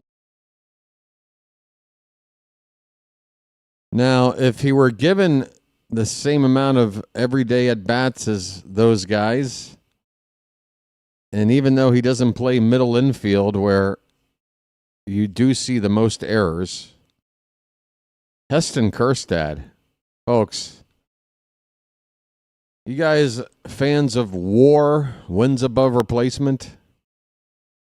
O'Neill lifts one to right, a high fly ball into the corner. Judge near the foul line will make the catch. It's a fair ball. It's the second out of the inning. 2 down in the bottom of the fourth. And the Oriole offense is getting quieter with each out. 2 down, nobody on in the bottom of the fourth. What was it I was going to point out here? What was I looking for?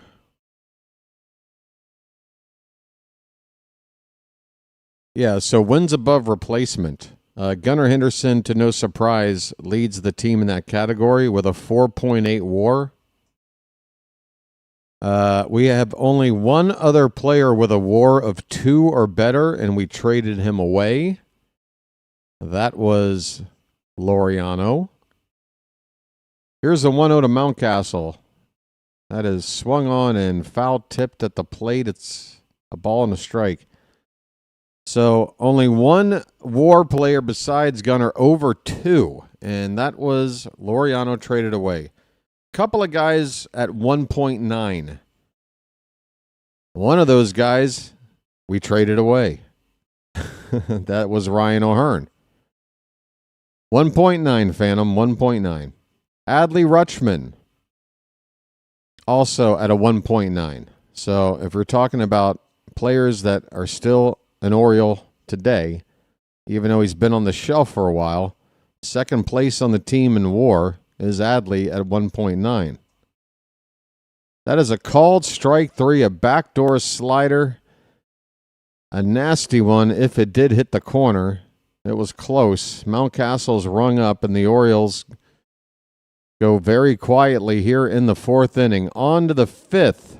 It's still 4-0 Yankees. Billy McDougal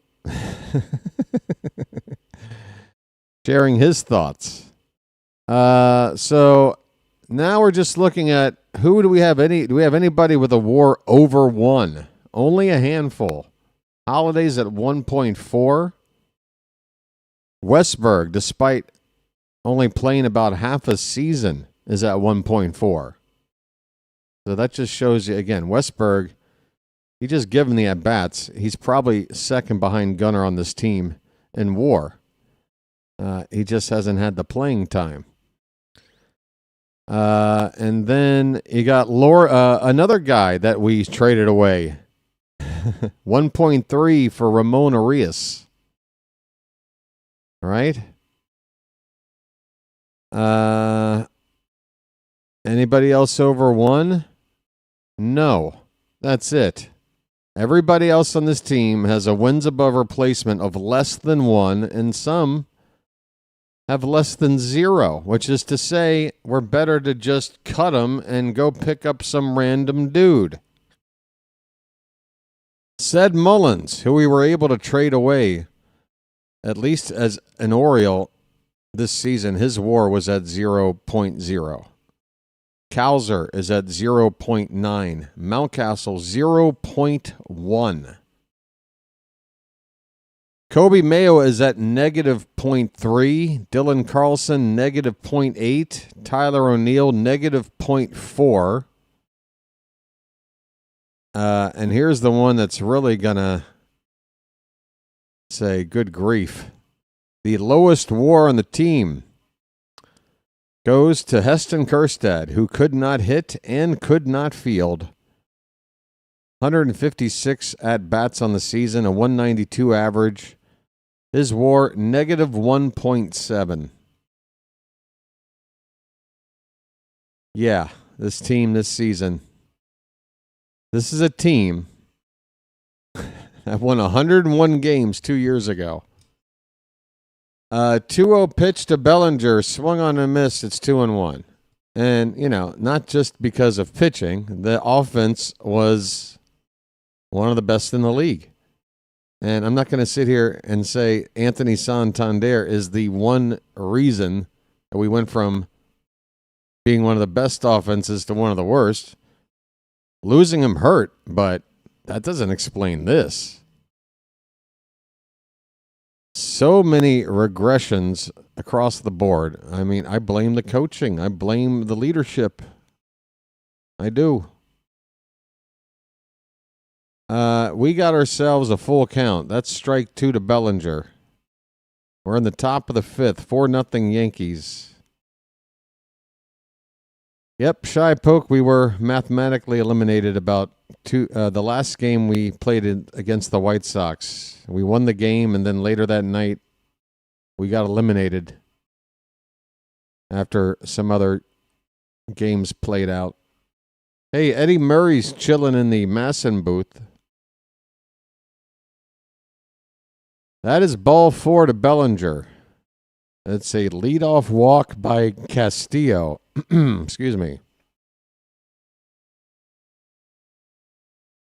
Yeah, Phantom, I'm not going to argue that. Again, I'm making the point that Santander had an impact on this offense, but you remove him from the equation, the offense should not be going from top 5 offense to like bottom 6. That's my point. So, yeah, losing Santander, not helpful. But how do you explain all these numbers? I'm not going to say the loss of Santander is the reason. I'm going to blame the coaching. At the end of the day, whether Santander stays or goes, they got to coach these players up. It's 0-2 on Stanton. Swing and a miss. He strikes out. Throw down to second. Safe. Challenge that.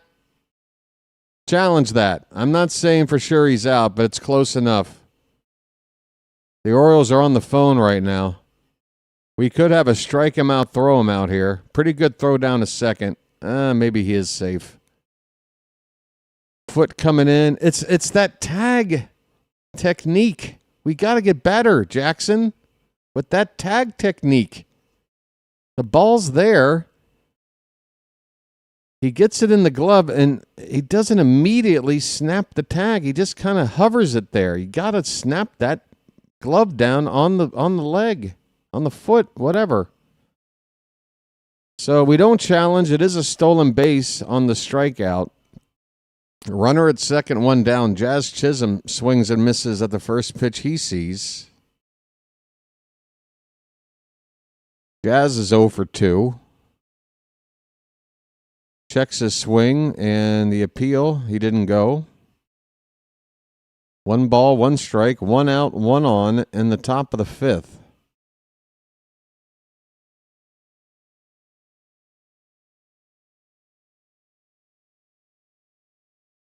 Hit on the ground, foul off to the right. 1 ball and 2 strikes.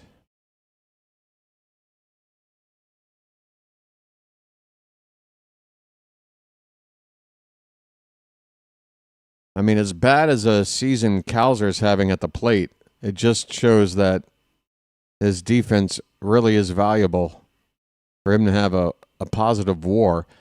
Backhanded oh, God. Gunnar Henderson tries to backhand a ground ball in the hole by Jazz. It squirts through, and a run will score. How do you score this? Gunnar might be 1 error closer to Holliday after this play. We'll see how they score it.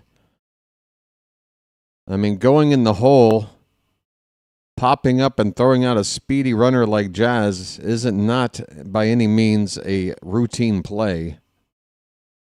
But it just looks bad. It looks like an error. It might not be scored that way.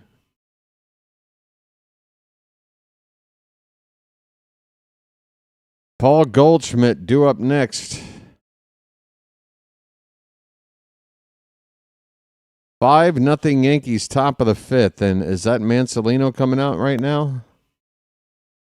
The righty Goldschmidt due up. That's going to be it for Castillo. That's it for Castillo. He goes an inning and a third. Gave up a hit, 2 walks. 1 run is in, and another runner out there, his responsibility. Yinier Cano coming into a situation where you would probably say, okay, fine. We're down 5-0. And Cano's coming on in relief. All right. Sugano has the 3rd highest pitching WAR of the O's. I think a lot of pitching WAR just has to do with logging those innings. I mean, the one thing Sugano did provide was starting. Sugano is 1 out shy of 150 innings. Dean Kramer leads the team with 164. And there's no surprise that those 2 pitchers, obviously Trevor Rogers leading in the WAR department, it's not even close. But the next two pitchers, 1 and 2, mostly due to workload. Dean Kramer at 1.7, Sugano at 1.6. At least that's what it says at the moment. I'm not sure if that's factoring in Sugano's performance tonight. That might drop a little bit. You don't often get much of a pitching war, like, you know, the numbers beyond elite starting pitchers, they're all pretty close. Like, you can have a really good bullpen arm and their WAR is still only, you know, under 1, like 0.6, 0.7. It's just really hard to get a large WAR number, especially as a relief pitcher. But even starters, they don't normally get into that stratosphere of you know, the best hitters, position players. Andrea's here, folks. And folks, look at that poll. It is nearly 50-50. I came up with a damn good poll question. It's almost even. Andrea has gifted another Magic membership, folks. Look at the response already. I don't even have to encourage you. Everybody knows. Andrea, once again, showing that generosity. Message for you, son. And I want to thank you very much for that. I really do. Cano on the mound gets ahead of Goldschmidt, 0-2 after a swing and a miss. Runner at first, 1 down. Yankees ahead 5-0 in the top of the 5th. Cano, the third pitcher on for the Orioles tonight. 0-2, low and away. I also want to thank Andrea. I want to thank Pocket Watch, and I want to thank Chilo for some nice messages in the Discord here in the past 24 hours. As I'm attempting... Oh, we nailed the runner at first! Yenier Cano! Don't you know? Yankees pick up the phone. They can't believe it. Jazz? And it's Jazz! Yes! Oh, Jazz caught leaning the wrong way. And Cano picks him off. Oh, Jazz. Womp womp. What's going on there, buddy? What happened? Big buck. Stop it all. So, folks, you gotta love it. Game 1, we lost, but Jazz fouled a ball off his nutsack. Game 2, we won, even though Jazz felt like he was hot shit by hitting a 2-run homer. Didn't matter. He had an error in the game, too. And here we are in Game 3, once again losing, but we still have a moment to enjoy. Jazz Chisholm getting picked off. Goldschmidt lifts one to left. It's playable. And it'll finally come down in the glove of Tyler O'Neill. The inning is over. Offense. Hello. Can we show up? Eddie Murray has got a big old... Hey, Eddie. Commercial break. Get in the elevator. Go down the field level. Grab a bat and join this lineup, please. We need somebody. Come on, Eddie. I know you got one good swing left in you. We need help. We got 2 hits through the first 4 innings, and how close have we come to scoring? About as close as I did at my junior high prom dance, which is to say, not close at all. All right. I'll be right back. Gotta go see a man about a horse.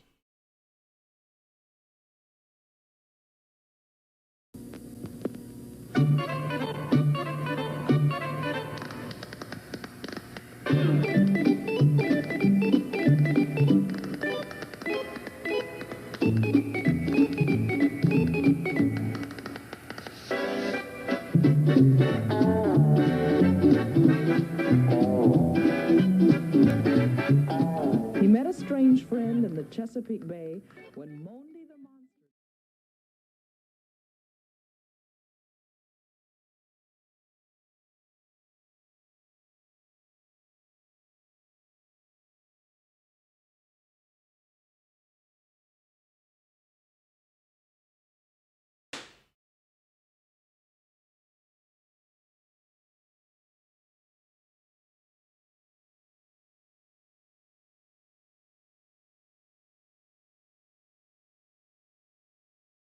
Well, it is 7:41 a.m. currently where I am, and it's got to be 88 degrees outside. It is hot early. Looks like BW is going to be chilling in the apartment watching movies he needs to catch up on and whatever, because this doesn't look like a fun day to be outside. Jeremiah Jackson leading off the bottom of the fifth. First pitch was a strike. Next pitch in the dirt. The count is 1-1 on Jeremiah. Folks, did you know Jeremiah was an amphibian? Jeremiah was a bullfrog.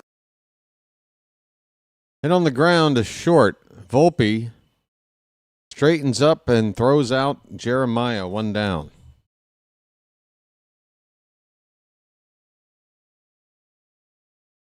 Where are my luckies?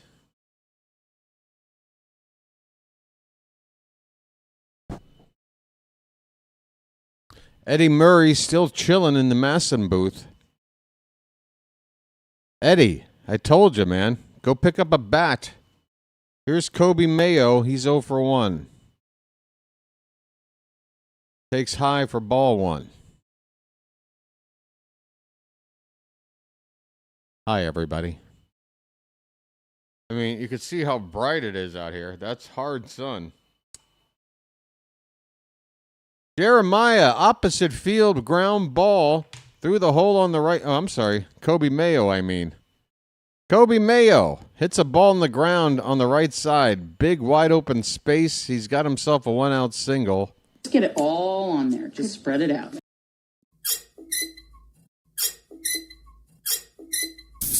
Nice piece of hitting there by Mayo. That pitch on the outside part of the plate.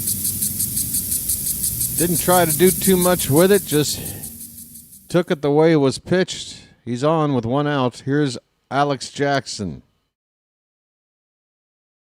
That ball's a double play ball. If Volpe can get it to second, he does. Over to first. Oh, Alex beats it out. All right, it looked like a double play ball off the bat. I didn't realize Volpe would have to go to ground to field it. He does make a nice play to get the ball to second. Jazz with the relay throw to first. It's a little bit late. It's going to be a fielder's choice for Alex Jackson. 2 down in the inning.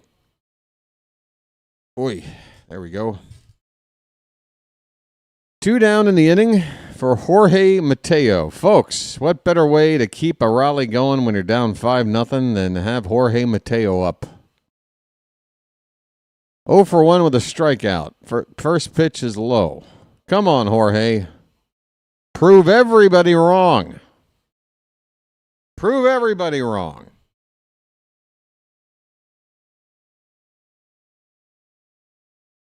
The 1-0. Hit on the ground to first, and Mateo is slowing down as the first baseman, Ben Rice, slides into the bag to get the out. Are you kidding me? I remember a similar play earlier in the ball game where Gunnar ran his ass off and beat out a play with the pitcher trying to cover.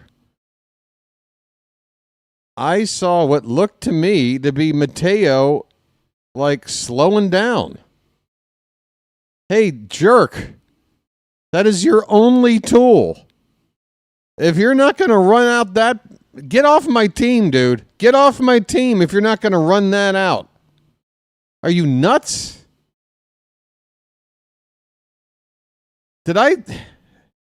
Anybody watch that? Mateo definitely not busting it down the line on a play that you absolutely bust down the line, especially with his speed. What are you doing? Get off my team, man. Get off my team. I've had it. I'm done. I think it's the second time I've said that about a player for the Baltimore Orioles. Welcome to a very short club. Tiago Vieira and now you. Oh, I'm sorry. Eloy Jimenez. So 3. Make it 3 Orioles in these 2 seasons that I've officially now said, get off of my team. Get off of my team. You have one tool, dude. He's not under contract for next year. There's no reason for him to be playing for us next year. Which is why I'm sitting here wondering, why are we trying to convert him into a center fielder if he's not going to even be a part of the plans? What are we doing?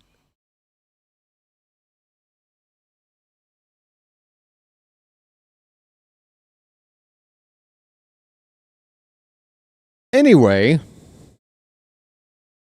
there's a shot of some fans sitting there, all looking as confused and as I am about what they're watching here tonight. Ryan McMahon will lead it off, top of the 6th. Cano stays in to pitch. He only had to throw 6 pitches to get out of the 5th inning. McMahon has grounded out both times tonight.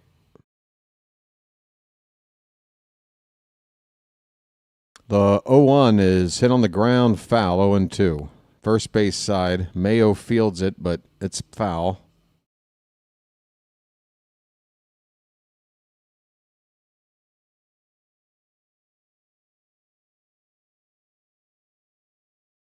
No balls, 2 strikes. Pitch. Hit in the air to center. Right at Mateo. And he makes the catch.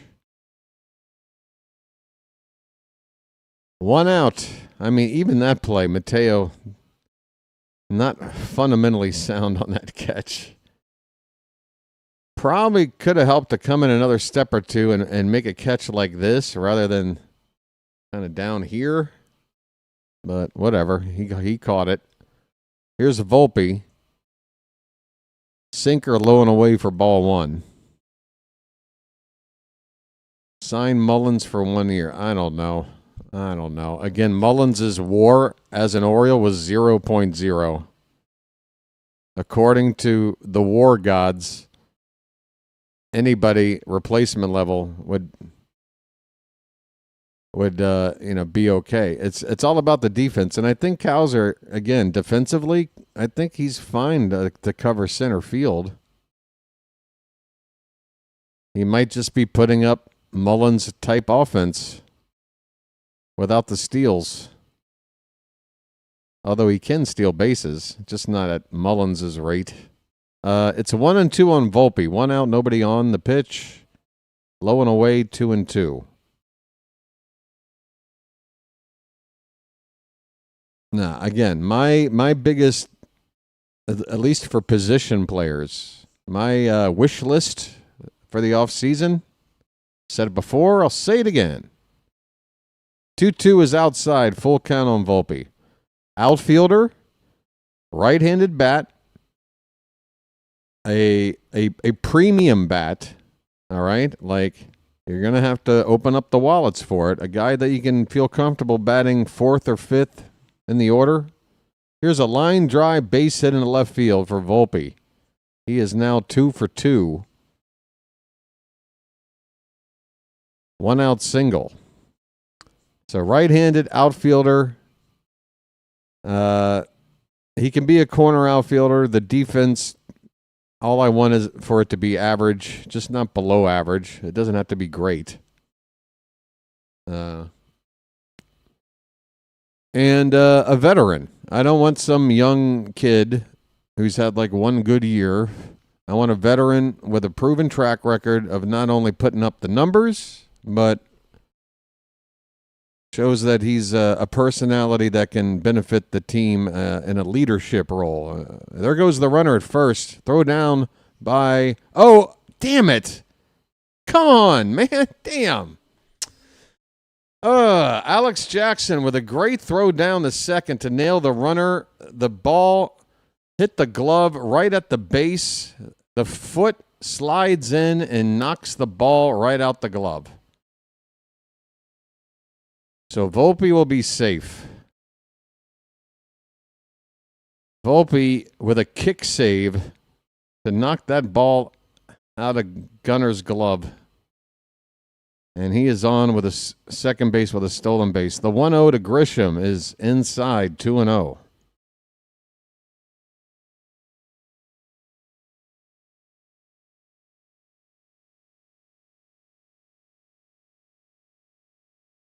Okay. The 2-0 to Grisham. Low, 3-0. 3-0. Is this scoreboard frozen? I'm only seeing one pitch up here.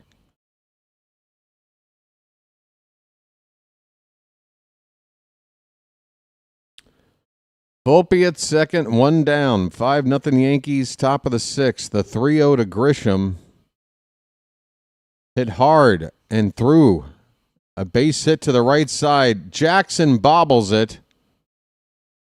I don't think it will make a difference in the outcome here. Volpe comes in to score. I think he would have regardless whether or not Jackson fielded that cleanly.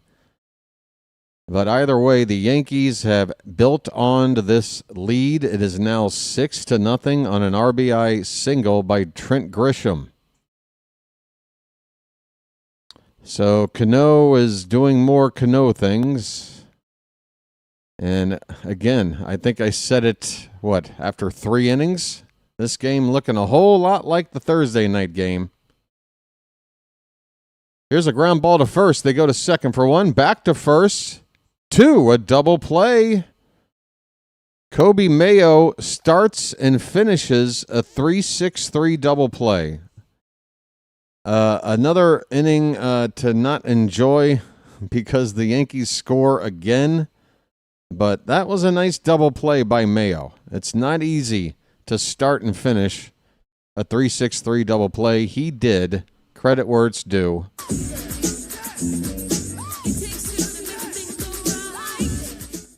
Nice play. Besides that, it's on the reflexes. It's a nice play, but we are getting our asses kicked at 6-0 Yankees. And we are going to the bottom of the 6th inning. I got to close my screen door. I'll be right back. Don't go anywhere. Folks, we're up to 88 likes. Please, if you haven't hit the like button, go ahead and tap it.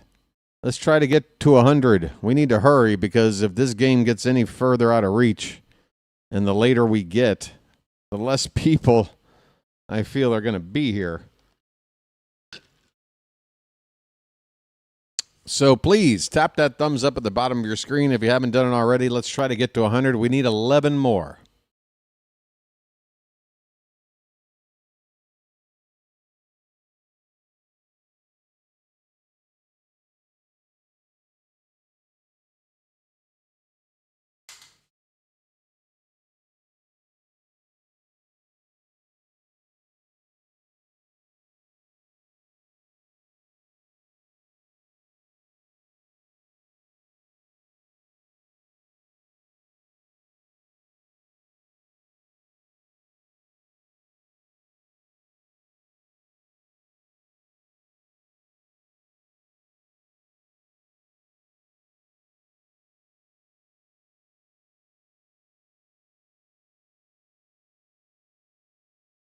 Folks, I want to recognize the great, outstanding work that has been volunteered by one of the mods here, the mod that has been here since the first game that I called, Froggy, a.k.a. Card Crazed.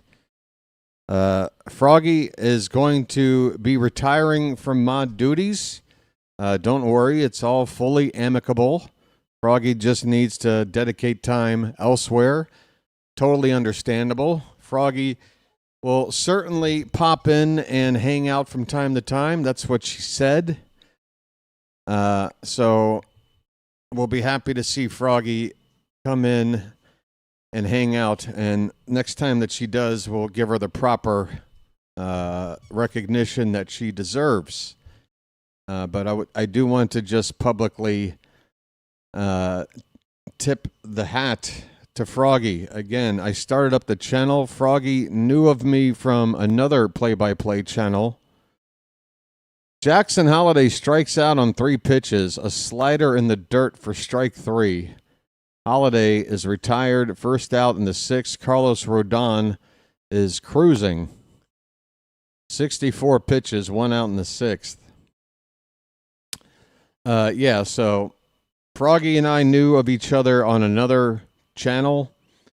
I told her, along with the channel host over there, about starting up this Orioles channel. She came over from day one and basically made me and this channel like her number one priority, because she does help mod other channels. Came over day one, saw, I guess, a channel that had, something to it, something that was going to work and build and grow. And, I just want to thank Froggy so much for putting in all that time and helping keeping the Charm City chat nice and charming. All right. So that's the deal. Froggy is stepping down. George is already in.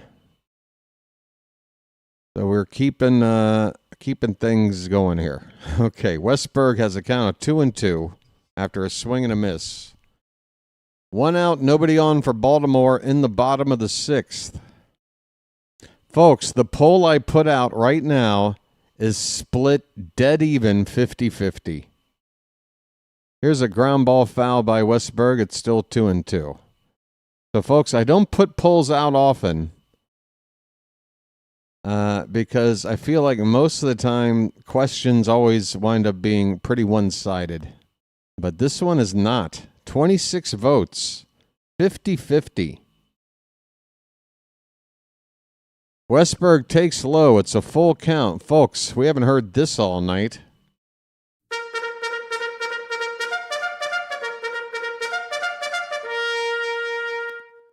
Yeah, George, if you've noticed Froggy's tendencies and routine, probably best to take a page out of her book. Backhanded by Jazz at second base, over to first in time.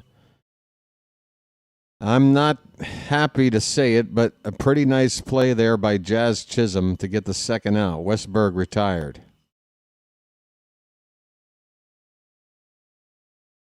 I may be extremely biased, but I'm not going to sit here and pretend. Jazz makes a nice play to get the second out. Gunnar Henderson.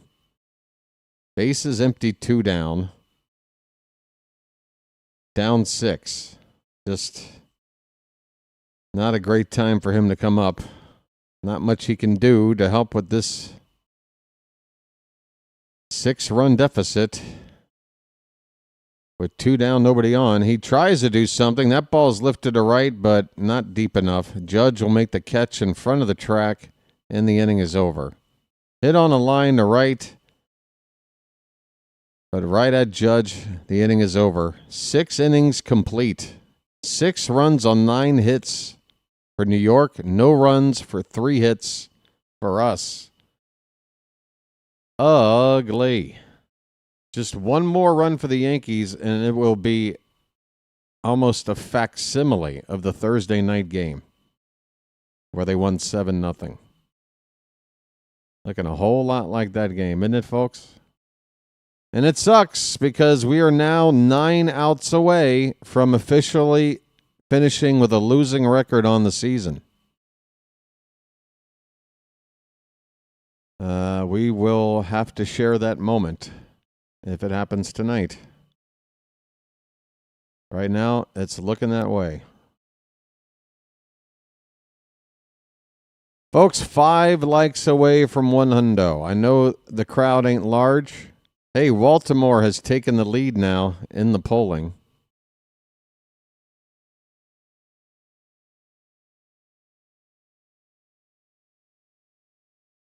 What else is shaking?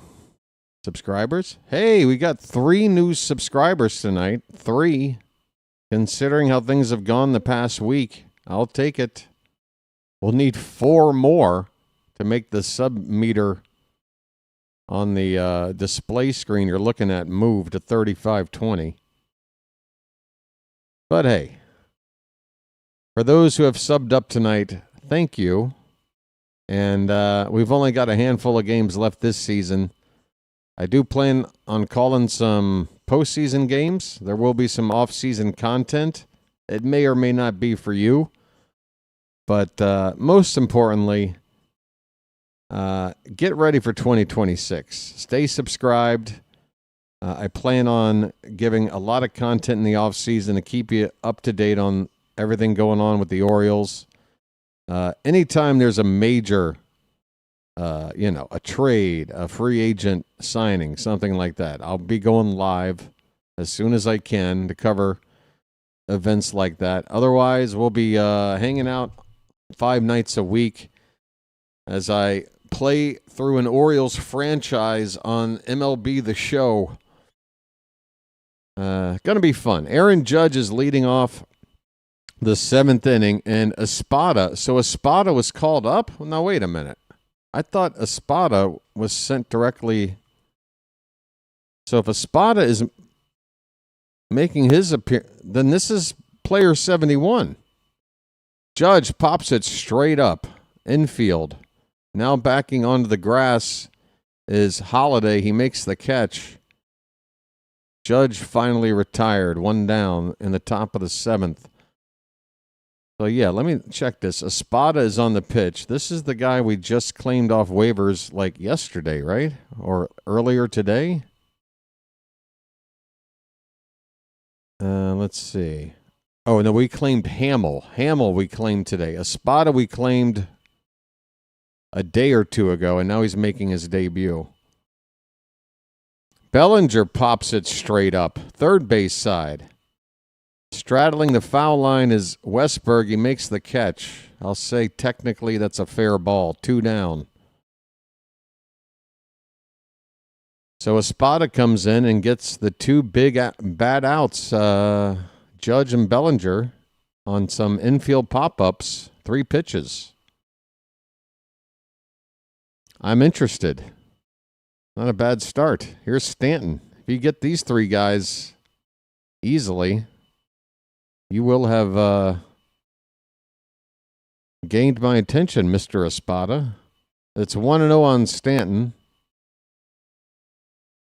Next pitch. Hit in the air. Down the right field corner. Jackson is sprinting past the foul line into foul ground. It's out of reach. Near the tarp.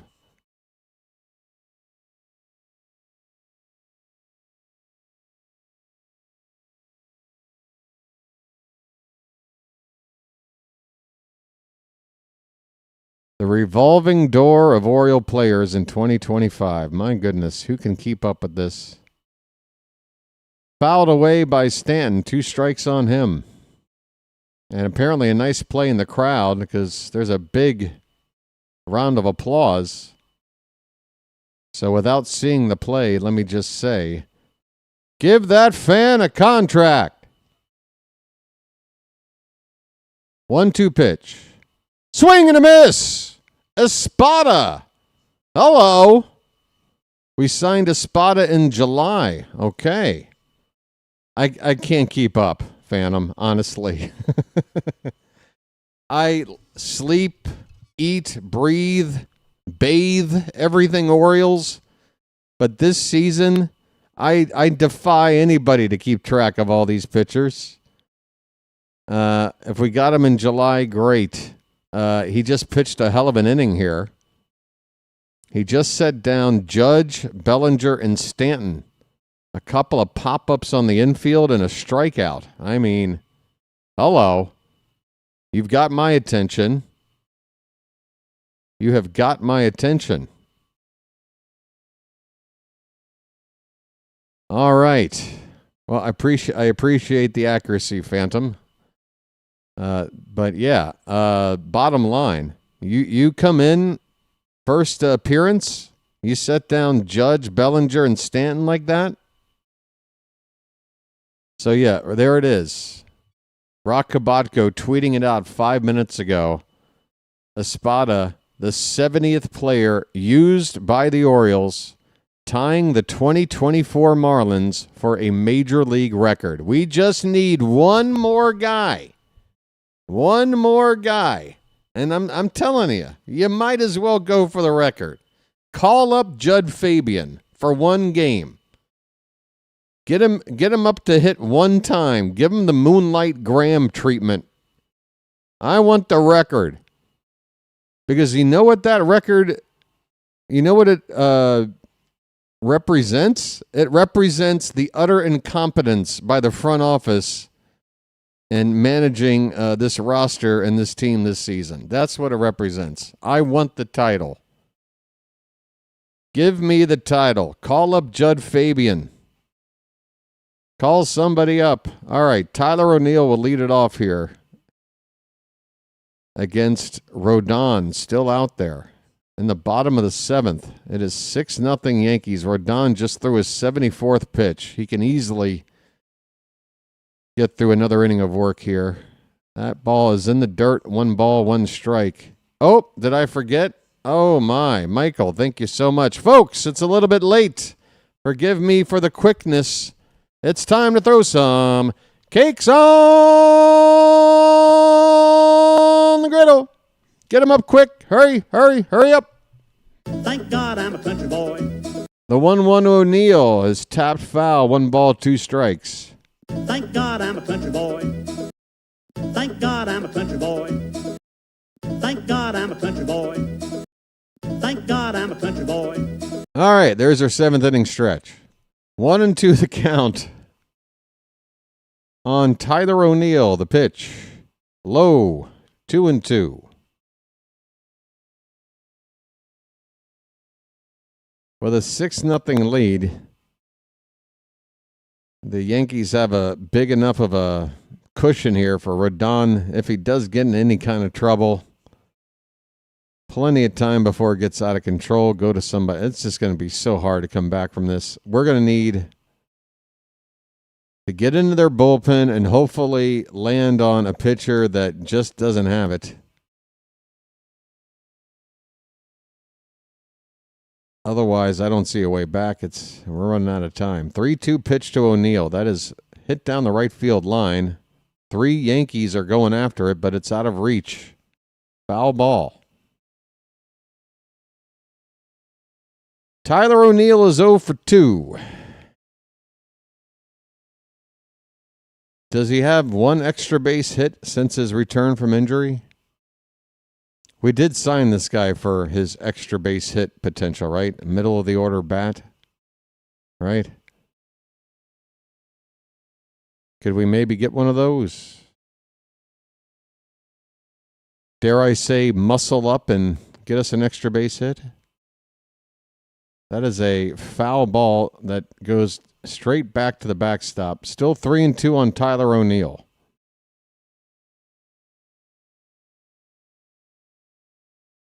Rodon now up to 80 pitches. He threw 20 pitches in the first inning. He hasn't had to throw more than 14 in any inning since.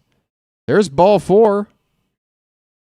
Well, you got to start somewhere if you're going to make a comeback. And a leadoff walk is that's usually the way a miracle comeback will start, with a leadoff walk. O'Neill is on. Here's Ryan Mountcastle. We need base runners. We got 3 innings left. Don't have to get it all back now, but got to get something. Swing and a miss on a changeup. 0-1 on Mountcastle. Okay, mount up.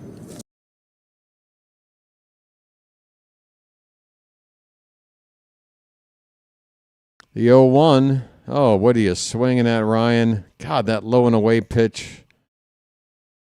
Everybody knows his Achilles heel. It's 0-2 on Mountcastle.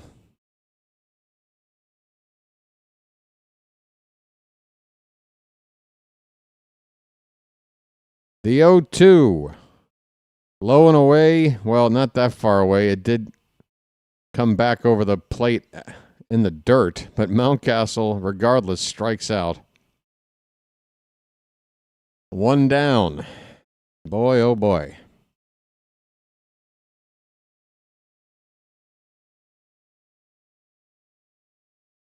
So, a note to Tony Mansolino. You put out 2 very similar lineup cards against lefty starters in this series, and they have produced a grand total of 0 runs. Okay? Now, I get it. Max Fried having a great season. He was pitching lights out. A lot of teams better than us probably would have gotten shut down, but Rodon is that's a step down, but we don't seem to have an answer for him either.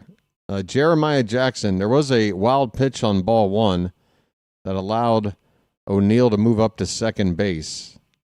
So we have a runner in scoring position, which hasn't happened often tonight.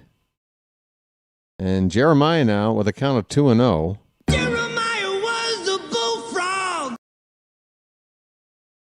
Got to get something in this inning. 2-0 pitch. Swung on and missed. Change up. Fastball count. Fastball swing. But it's a change up, and it's 2-1.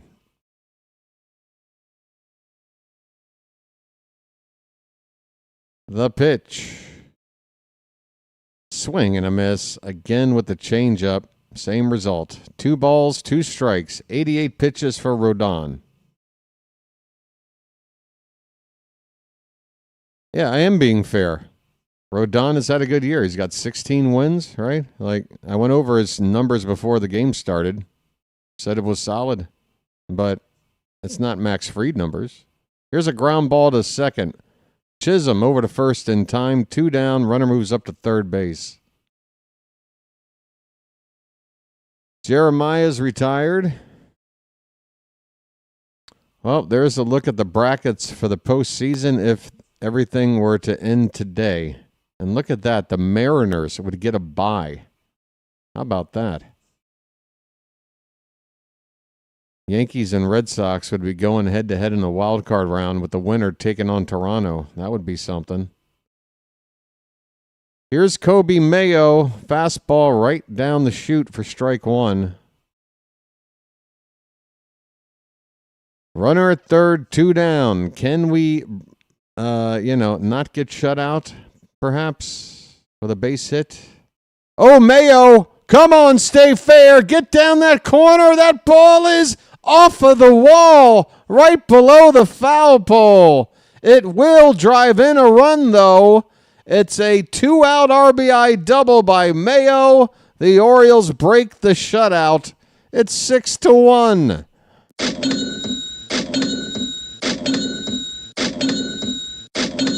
Hey!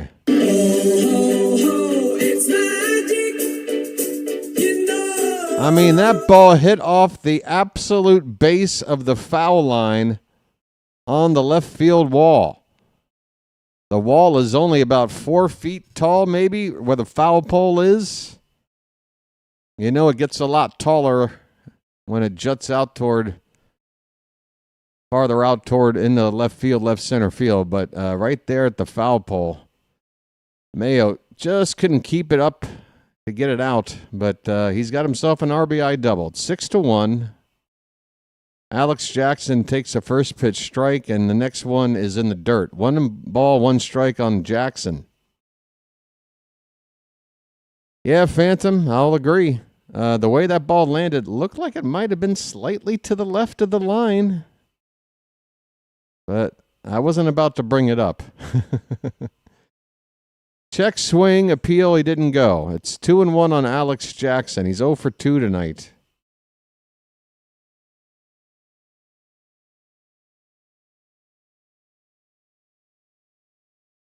Rodon has finally been touched up, if only a little bit. Swing and a miss. A slider, bottom of the zone, count 2-2. This will be the last inning for Rodon. No doubt about it. He's almost at 100 pitches. Yankees have a righty up in their pen. Could be his final batter either way. 2-2. Swing and a miss. And if that is his final batter, it's been a very good start on the night for Rodon. He does give up his first run here in this final inning of work. The Orioles get a run on the board, but that is 7 innings of 1-run ball from Rodon. 4 hits, 1 walk. He struck out 8. 96 pitches. His ERA now sits just over 3. And again, yeah, no shade on Rodon. All right, but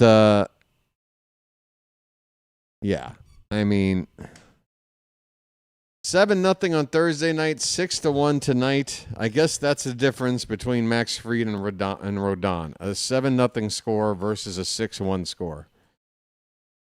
Either way, not good enough. I don't like the lineups we put out here against lefties.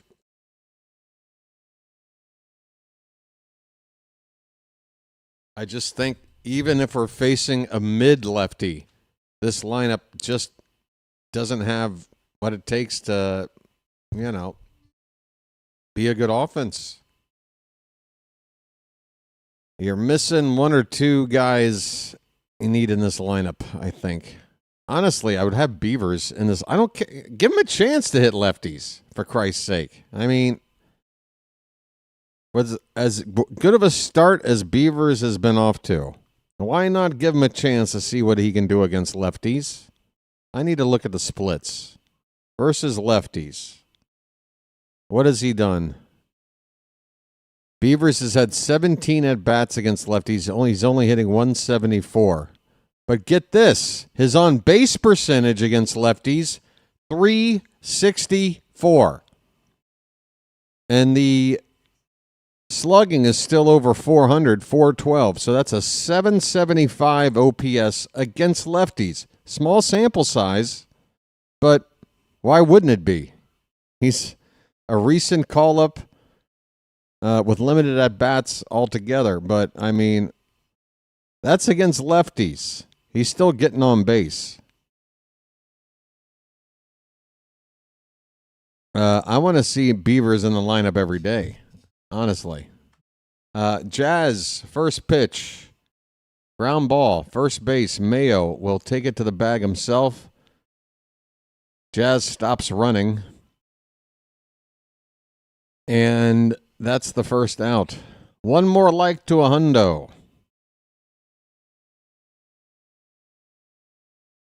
Another good point. Again, we kind of know what the outcome of the season is now. So why are we sitting here worried about splits and matchups when you have the opportunity to make players better hitting same-sided pitching, getting some extra looks? Now, I'm not saying in a 1-run game you need a pinch hitter and you go to the opposite guy you would think to just to get him in at bat. But I mean, in terms of putting out a starting lineup and you're facing a lefty like we have Thursday night and tonight, Paul Goldschmidt pops it up. First base side, Mayo. Holliday, what are you doing, dude? Oh, my God. Jackson Holliday, what are you doing, dude? That's not your ball, man. You're way over there. What are you doing? Folks, I don't know how to describe this play. This is a pop-up near first base into the outfield grass. Holliday trips over Mayo, then decides, let me get out of the way. Jeremiah's trying to back up the play. The ball just drops in. Holliday, what the hell are you doing, dude? I hope he gets credit for an error on that. You got to give one to somebody. Did we just nail a runner at second base? I think we did. I'm still pissed about that. What are you doing, dude? It's not your ball. It's not your ball. We do nail a runner trying to steal. Alex Jackson is doing a good job behind the plate tonight. So we cancel out that error with a runner thrown out at second base. There's no error charged. That ball drops in. So what? Does Matt Holliday now have a deal with the official scorer as well? Don't give my my son an error. McMahon strikes out.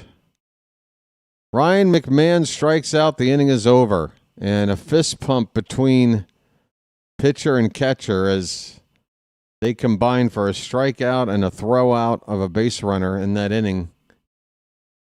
To end that inning, we go to the bottom of the 8th. The Yankees lead at 6-1. That was terrible from Holliday. I'm sorry. I'm sick of this. I'm sick of this preferential treatment for a guy that has not proven to me anything more than just like he's a guy that has a lot of talent, can develop into a great player, deserves to be in the starting lineup most days, sure. But, like, we're treating him like he's the franchise guy. He's not. He's not. I'm sorry. You can't just make it so. If it happens, it happens. Stop trying to make it so. I don't think he's a leadoff hitter.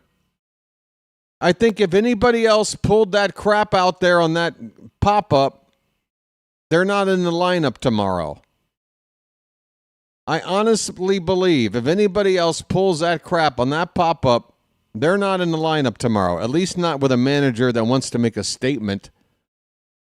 But that's not going to be the case for Holliday. No, he's special. Jackson's special. I don't like it, folks. And I will say it again. I'm not saying it directly correlates. I'm just saying this team was winning 101 games, started the first half of last year on that same pace. And then Jackson Holliday shows up.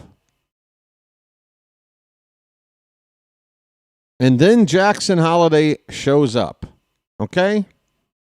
Show me our record before Holliday. Show me our record after Holliday. Again, I'm not saying one is a direct result of the other. But I can't help but notice the timing of it all. And I see plays like that.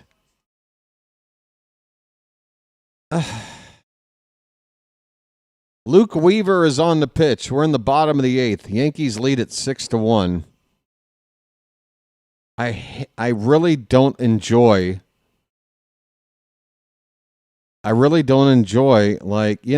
criticizing my own players unless they do something like what Mayo did his last time up, which was not run out a grounder that he should have. That'll put you on my shit list. I know Holliday is a good talent. I know he is. But generational talent, yeah, it's not a thing that you're just given that title. All right? I'm sorry. I don't care if you got in your family. The Griffeys had it in their family. And you know what Ken Griffey Jr. did? He played like a Hall of Famer from day one. That's the difference. He played like a Hall of Famer from day one. The day he broke into the league, he was the best defensive center fielder in baseball, and he was one of the toughest outs at the plate, period. That's not you, Jackson. Sorry. 2-1 the count on Mayo. Make it 3-1. Weaver misses low and away.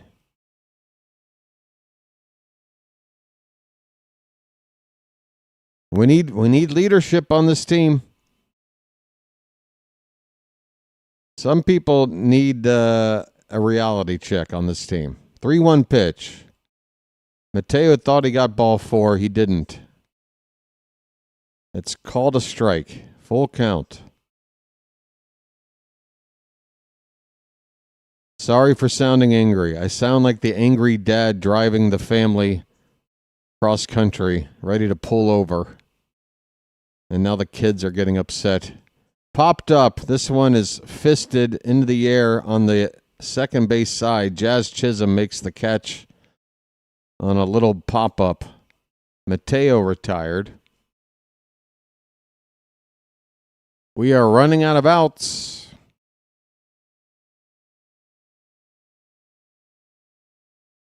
It's just been a growing list. Look, there were things I saw about Jackson Holliday that were bothering me, and it wasn't even necessarily his own fault. It's the way the team was managing him.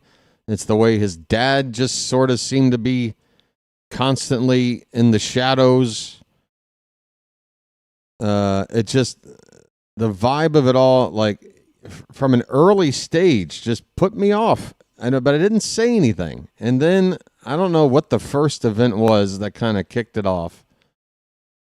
I said something, and now it's like when plays like that earlier happen, I can't help it. It's like something ain't right here. Holliday is up to hit, and look, folks, it's not like I'm sitting here rooting for this guy to fail. I want to see this guy hit the crap out of the ball and have the chat tell BW, why are you talking crap about Holliday? He just hit the hell out the ball right there. I'd be happy to take that. That pitch is in the dirt. 2-1 on Holliday. He is 0 for 3. There's one out, nobody on in the bottom of the 8th. The Orioles trail it by 5.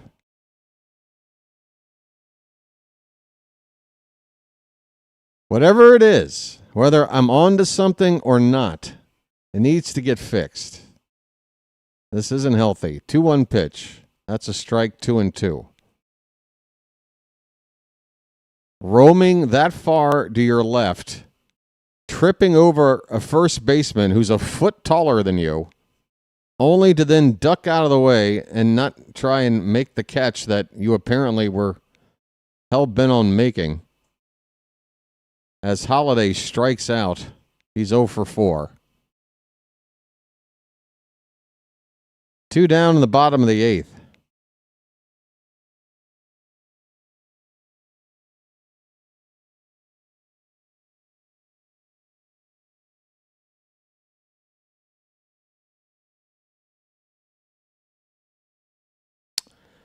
Jordan Westburg, 0 for 3.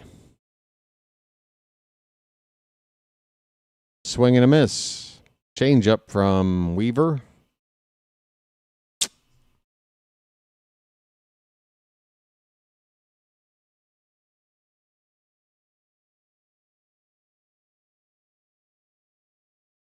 Here's the 0-1. That one's popped up off the end of the bat. Right field, down the foul line, into foul ground. Look out. The tarp is in the way. Nobody can get to that foul ball. It's 0-2.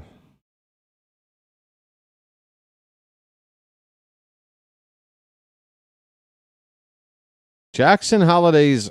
let me see this. I can't help it. Can't help it.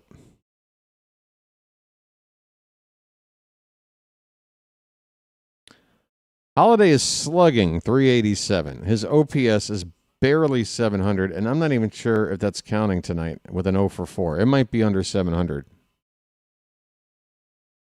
The 0-2 to Westburg, and again, he's playing every day at the top of the lineup, getting more at-bats than anybody else. Nobody can sit here and say, well, Holliday needs more time or whatever. When you look at how many players we've used this season in like platoons and limited time and all that, I mean, Holliday has got twice as many at-bats as most players on this team. He's had plenty of opportunities to, work on some stuff, improve. Westburg strikes out. And again, I will give credit. Westburg strikes out to end the inning. We're going to the 9th. We're down 5. This game has sucked. That's the deal. 6-1. OPS just now, hitting, it was like 708, I think, at the beginning of the night. What was it? 707. So now it's down to 701. He could end with an OPS in the 600s, right? Why is he a good leadoff hitter? We're trying to figure it out. I mean, he is drawing more walks now than he was when we first anointed him a leadoff hitter. He was swinging at first pitch after first pitch. He has gotten better with that. I will point out improvements when I see them. Holliday sees more pitches. He is looking more like a leadoff hitter. I just don't think that that's his best spot. He's trying to make it his spot. My theory is Matt wants him at the top of the lineup to give Jackson as many at-bats as possible, to accumulate as many counting stats as possible, because it's all going to, make it better for contracts down the road and all that stuff. I honestly think it's all just business decisions. And it upsets me because while you're sitting there trying to manage the business of your son, we're trying to win some ball games here and put our best lineup out here. Nobody's been caught stealing or picked off combined more than Jackson has in all of baseball this season. Yeah. What are we doing? Would I put Beavers in the leadoff spot to start 2026? I mean, not necessarily. I'm not saying Dylan Beavers will automatically translate to the best leadoff hitter option we have. I just think he deserves a crack. Give him a crack at it. I want to see in the spring training, I want to see him in some lineups leading off. Give him a chance. And if it shows that it's looking good, then yeah. Then come opening day, provided that we haven't gone out and signed a player that is more of the leadoff mold type of a guy, then yeah, I would give Beavers a chance against righties, and Westberg, I would, even now, like tonight's lineup, I looked at it and I'm like, you got Holliday leading off. There's only 2 lefty bats in this lineup, and they're hitting first and third. So you just want to see those 2 lefty bats split up better than that to begin with. If you have like Jordan Westberg leading off, Jeremiah Jackson hitting second, Gunnar third, and against lefties, Holliday batting like sixth.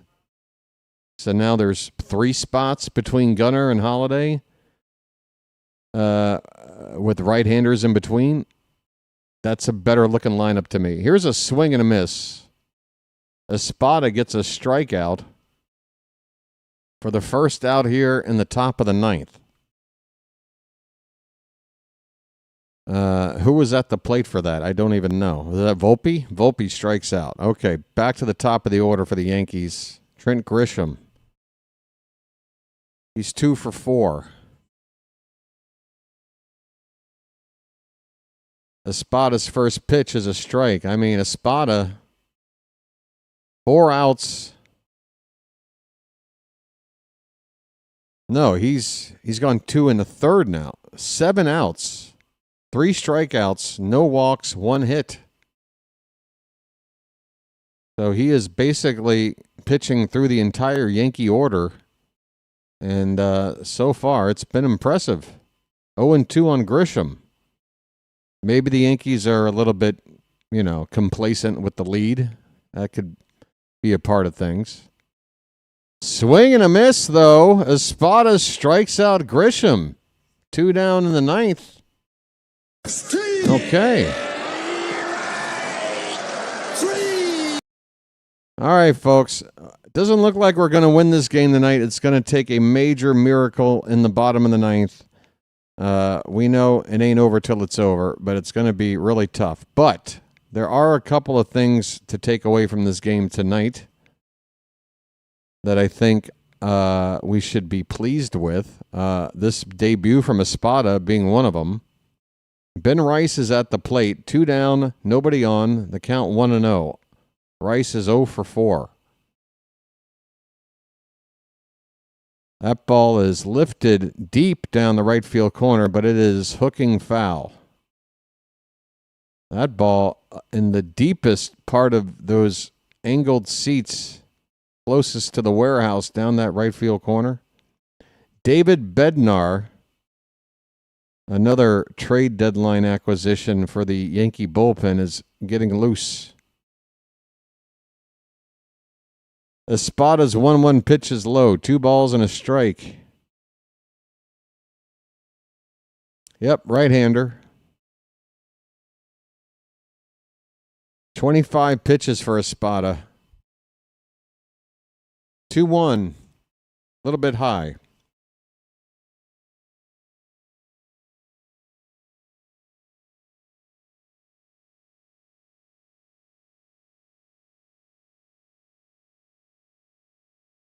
I mean, he's about to if he gets this out, he will have pitched as much as Sugano tonight on about 1/3 of the pitches. He's got a full count on Rice. 2 down, nobody on. Judge on deck. Don't want to face him. Let's get this out right now. Fouled away, we'll do it again. So Espada's on 28 pitches, on the verge of getting 9 outs in the ballgame. That's all Sugano could do, and it took him 87 pitches. It took more pitches for Jose Castillo to go an inning and a third. That ball's hit on the ground a second. Holliday with a routine play, and the inning is over. Rice is 0 for 5. We go to the bottom of the ninth. The Orioles need a lot. Basically going to need a bat around to have a shot at tying or walking this thing off. We're down 5 going into the bottom of the ninth. Looks like David Bednar is going to come in to get the final 3 outs for the Yankees, or at least attempt to. And that's pretty much our only hope, is that Bednar shits the bed. Shits the Bednar, right? It can happen. If a reliever is just not feeling it on a particular night and they get the call and they come in, they got to face at least 3 guys. Next thing you know, we got some traffic out there. And then who knows? But if Bednar comes out and looks decent, I think we're going to probably have to settle for the official losing season label with our 82nd loss. I don't want to lose 82 games. Folks, that poll I put up, again, look at that. Look at how close the poll is. 51% to 49%. I'm the master of poll questions.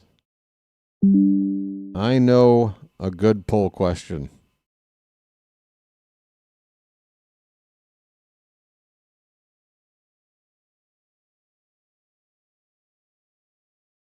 All right. Bottom of the ninth.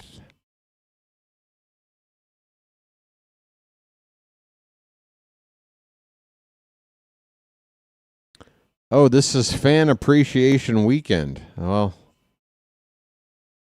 I'd appreciate Mateo not playing in center field. How can you possibly call this Fan Appreciation Weekend? David Bednar, 60th appearance. Most of them were with the Pirates. He was picked up at the trade deadline, and he has 25 saves on the season and 28 attempts. This is not a save situation. And Gunnar, for the second time in a row, comes up to hit in a spot where you wish it wasn't him, because there's nobody on base. Last time he was up 2 down, nobody on. Now he's up here leading off. He needs to get on base. We need base runners. First pitch is a strike.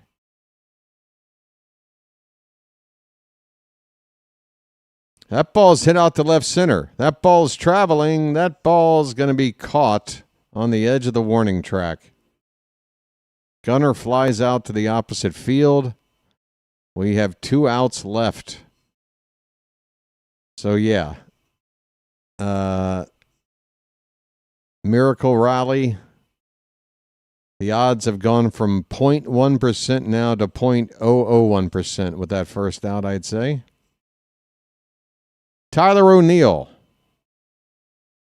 Check swing. It's called a strike. O'Neill has not gotten a hit tonight.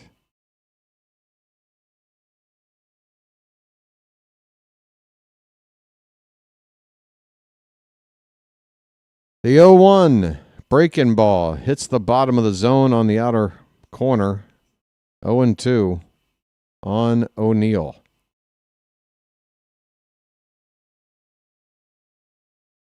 O'Neill did reach base with a walk his last time up and came around to score the only run of the night for Baltimore. Swing and a miss. He strikes out. The Orioles have 1 out left. Baltimore is going to drop 2 of the first 3 games in this 4-game series. And tomorrow we need to do everything we can to scrape out a split. But we are 1 out away from officially calling this a losing season for these 2025 Orioles. Ryan Mountcastle grounded to Volpe. Throw to first, and there you have it. The Orioles in the loss column for the 82nd time this season. It is a losing season. For a team that won 101 games just 2 seasons ago, 91 games last year. That's a 96 win average for 2 seasons with, a roster mostly filled with this talent. Corbin Burns was on a team. That was the 91 win team, by the way, not the 101 win team. Santander was a part of those teams. We've had some role players, Adam Frazier, what's his face, switch hitter, Aaron Hicks. We've had some guys fill in here and there doing some stuff, but clearly, in my view, it's not just about the players here that has made this season the disappointment it has been. It is, there's responsibility for this that works its way all the way up the chain here. It's a sad night, folks. Losing season for the Orioles. We got 7 games left to play.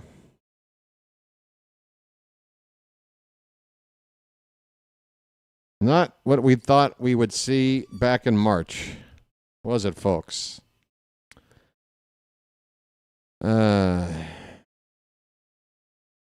I don't think Buck Showalter coming back to manage is a realistic thing. I mean, would I mind it? No. Do I think it has any chance of happening? No. I don't.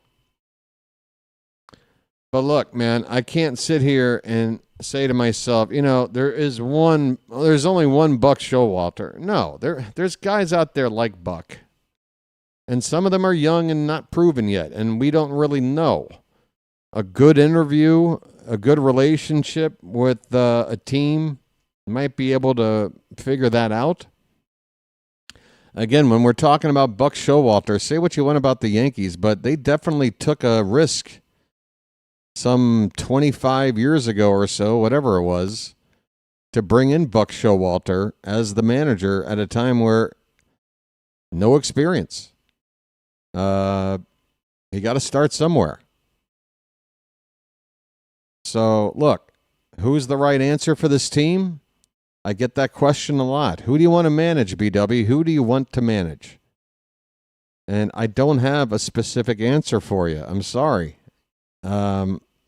I can tell you what I want in a manager, but I may not be able to get it because the number one thing that I want, the list that would qualify is rather small, I would assume, which is I want a manager that has postseason experience winning postseason games. Doesn't necessarily have to have won a World Series or even a pennant, but at least a postseason series win somewhere.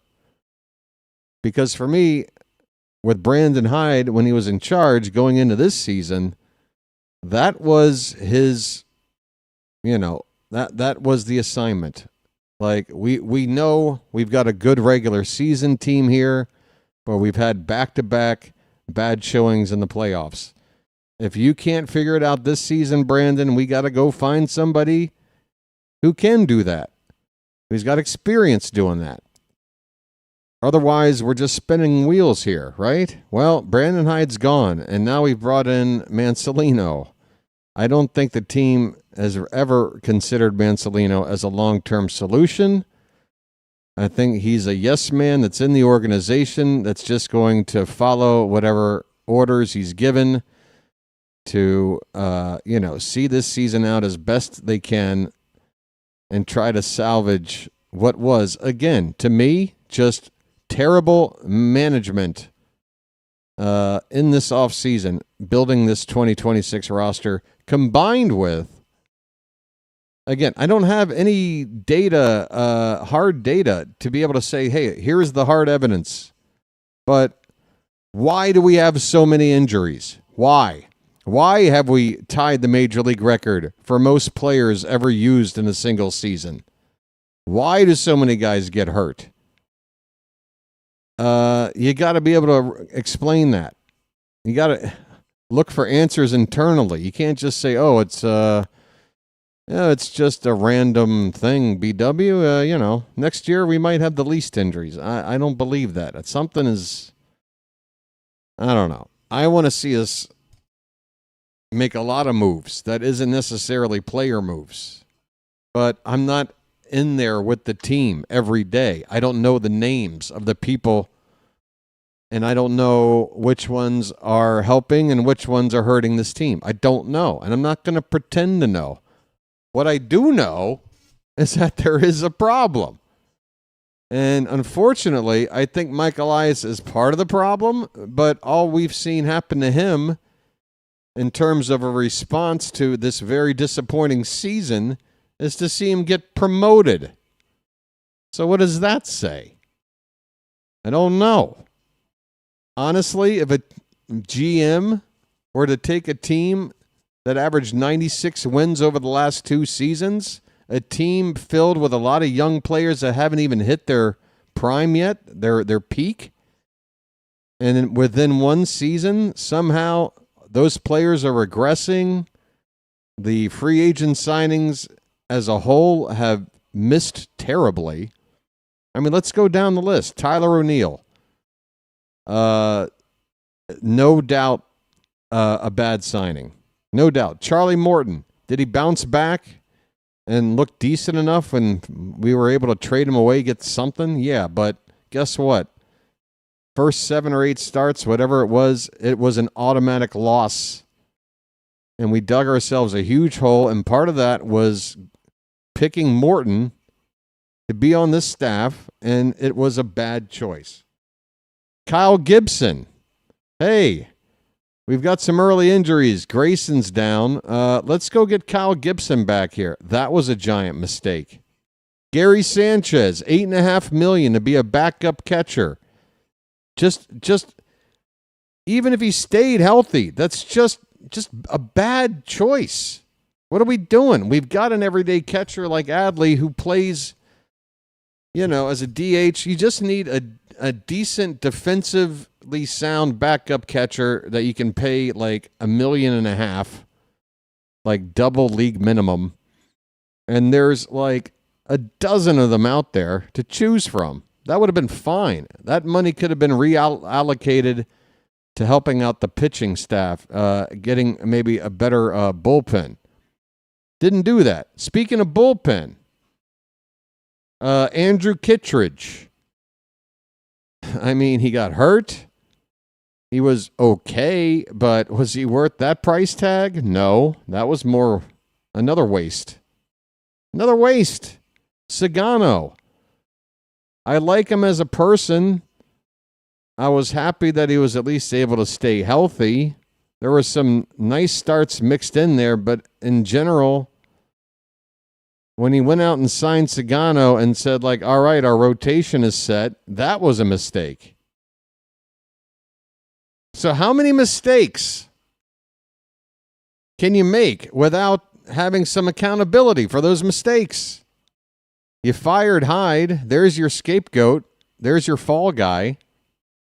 Yeah, the record is better under Mansolino, but honestly, we started so bad. I have a feeling that just about anybody would have brought in as an interim manager would have improved on our record. There's just a lot that has happened to this team since around the All-Star break last year. Something happened, okay? Am I talking to like 3 people now? How many people are here? Okay. Something happened around the All-Star break last year because the vibe of this team, not just the record, the vibe, the attitude, the playfulness that we used to have. We used to play with smiles on our faces, folks. Nobody's smiling. Gunner's constantly pissed off. Holliday's picking up on that vibe.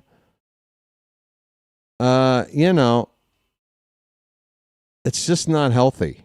This is an unhealthy team that has proven when the leadership is there, when the motivation is properly, handed out to these players, that they can and do play well. Okay? So that's what I want to see happen in this offseason more than anything else, because honestly, I don't think it's going to make a difference next year if we just go grab another pitcher, grab an outfielder, grab a couple of bullpen arms and say, well, look at what we added. We're ready to go. We're loaded up. That doesn't matter to me. It's the off-the-field guys. It's the coaching staff. It's the trainers. It's the GM. And now we're going to get a new GM brought in here. There is a lot of stuff going on in this offseason. I have no idea what's going to happen. And then, with this year coming up, we don't know what's going to happen just in general with the league. Collective bargaining agreement coming up again, another potential strike or lockout. So when that is on the horizon, typically as owners or GMs, you don't want to do anything too radical. You're probably going to kind of try to stick with whatever plan you got and maybe wait until after the next collective bargaining agreement to look at a new direction if your team needs it, rather than start now only to have to, adjust based on new rules and new whatever that could come out of the next deal they make. I mean, honestly, that's how you should approach it. If you're investing in something and you know that the investment that you are looking at is going to have a significant change coming up soon, a change that you have no idea what it's going to be, how it might benefit you or how it might hurt you, it's probably best to just wait off on that investment until after that change is finished so you know what you're dealing with. Long analogy. I hope it made sense. All right, I've been flapping my gums a lot here. The Orioles have taken another bad loss to the Yankees 2 of the last 3 nights. The Trevor Rogers win in between was nice. And we're going to have Kyle Bradish going tomorrow for his next to last start of the season. I hope Bradish is going to look good. Bradish is going up against Schlitter. What is his middle name? I don't know. Or not middle name. What's his first name? Who's this Schlitter guy? Schlitter Malt Liquor. Let me get a first name on this guy. Sorry, I'm knee-deep in Orioles stats. Somebody's probably going to type it in before I say it. I'm too late now. What is your name, good sir? Mr. Schlitter? I can't get the page to open. Yeah, I think it is Cam. Thank you, Michael. Oh, now the page opens. Yes, Cam Schlitter, righty. Where's number 31? 3-3 record, 3.41 ERA, a 1.35 WHIP. 60 2/3 innings pitched. Cam Schlitter. Kyle Bradish is 1-1, 22 innings. That's 3 starts, I believe. 2.45 ERA, a .09 WHIP. And yeah, good numbers for Bradish since his return. Hopefully that'll continue tomorrow and we can come away with a split of this series. Folks, you might have seen the final orange out in Oriole history tonight because the result was bad. I feel like we haven't had a very good record in these jerseys. We introduced them in a disappointing season. I got a feeling they're going to get retired.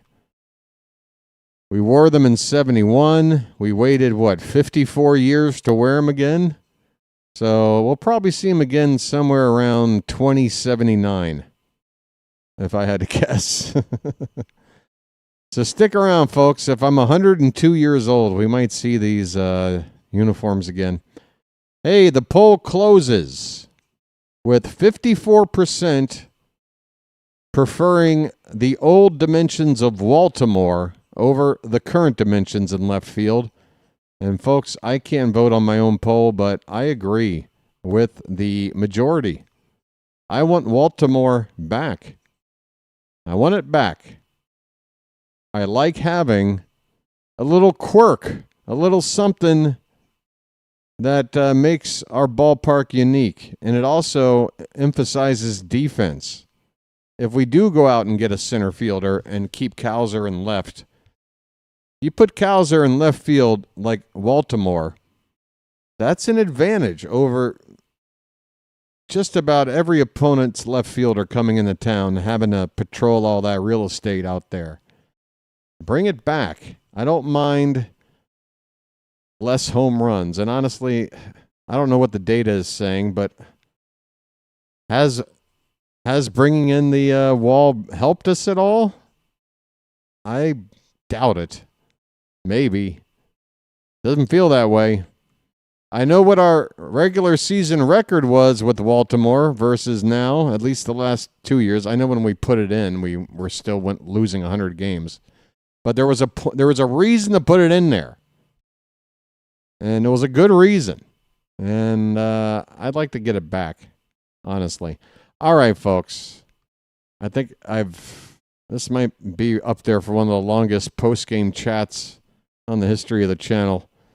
Just got a lot to get off my mind. Again, we're officially going to have a losing season. Loss number 82 tonight. So I'm just purging a lot of my thoughts. Just trying to, release. Just looking for a release. Hey, we're up to 35-17 on the sub count tonight. Folks, I want to thank the 4 people that subscribed tonight. I know that doesn't sound like a lot. It isn't a lot, but it's more than I've been getting on a nightly basis for about the past week. So I appreciate it. Thanks for subscribing. I want to thank the mods in the Charm City chat for doing another bang-up job. Once again, special thanks to Froggy for all the time she's put in the past 2 seasons. She will be missed, but she won't be gone for good. She will be in and out at her own leisure, and we'll give her a deserved welcome when we see her again. Thanks to George for coming in and becoming a part of things. I'll check the Discord later, George, and we'll get you in on that group chat, get you acclimated. There's only a handful of games left this season, so no need to get into it too much, but we'll talk about it. And thanks to everybody else in the chat for hitting that like button. We got over 100 again, even though the turnout was pretty small. A lot of folks very loyal to the channel and helping out. Speaking of loyal and helping out, I've got someone, I don't know if they want their name to be publicized here, but behind the scenes, there's a fan of the channel who reached out to me here since yesterday's game. enthusiastically talking about helping me grow this channel better. I might have another brain in here to, offer up some good ideas and some direction. Folks, I consider myself a pretty talented person in a lot of different ways. Jack of all trades, master of none. But if there's one thing I know for sure, I'm not a businessman. I never wanted to be. I feel like I've purposefully have prevented myself from ever learning the the ins and outs and ways to wheel and deal business. I think I peaked playing Monopoly as a kid. That to me is about where my business acumen stops and starts and stops. But anyway, point being, long diatribe here, but I'm just trying to go over everything. It looks like, I'm going to have some help here in the off season, trying to get things ready for 2026 and get this channel, on a trajectory a lot healthier than this season, which is wrapping up we're kind of just, we're what do you call it? Fizzing out. Yeah. It's like a soda losing its carbonation right now, folks. Channel's getting a little flat here as the season's ending. But we're going to work on it. And I hope everybody here, you got to be a fan of the channel if you're listening to my voice right now. The game ended like 25 minutes ago. So please, hang in there. Continue to support the channel which way you can. And I can't stress it enough. Something that you can do that doesn't involve opening up a wallet or even taking up a whole lot of your time. Just tell people about the channel. Let them know. Let everybody know. All right? Your local postal worker, your local milkman, your local taxidermist, whoever it might be. All right? It could help out. All right, folks. Final score, Yankees 6, Orioles 1. I really didn't even go over the box score much tonight. 6 runs on 10 hits, no errors for the Yankees. 1 run, 4 hits, no errors for the Orioles. Rodon gets his 17th win. Sugano drops to 10-9. And yeah, that's it. I'm done. We are still just 2 games behind the Rays because they lost tonight. After tomorrow's game, we have a 3-game series head-to-head with Tampa. And if we enter that 1 game back, if we take 2 out of 3, we're tied. If we go in 2 back, we have to sweep. Have to. We want to sweep either way. But even if we only take 2 out of 3, and as long as we win tomorrow and they, come on. We got a reason to keep watching, all right? Enough said. Let me see where I can send you now. I'm done. I feel like I just went through an entire 8-ball. I don't know why I'm so jumpy. But we have right now JJ. Oh, wait. Speaking of Boston, where is that game right now? Or is it over? Where is it? Where's the Boston game?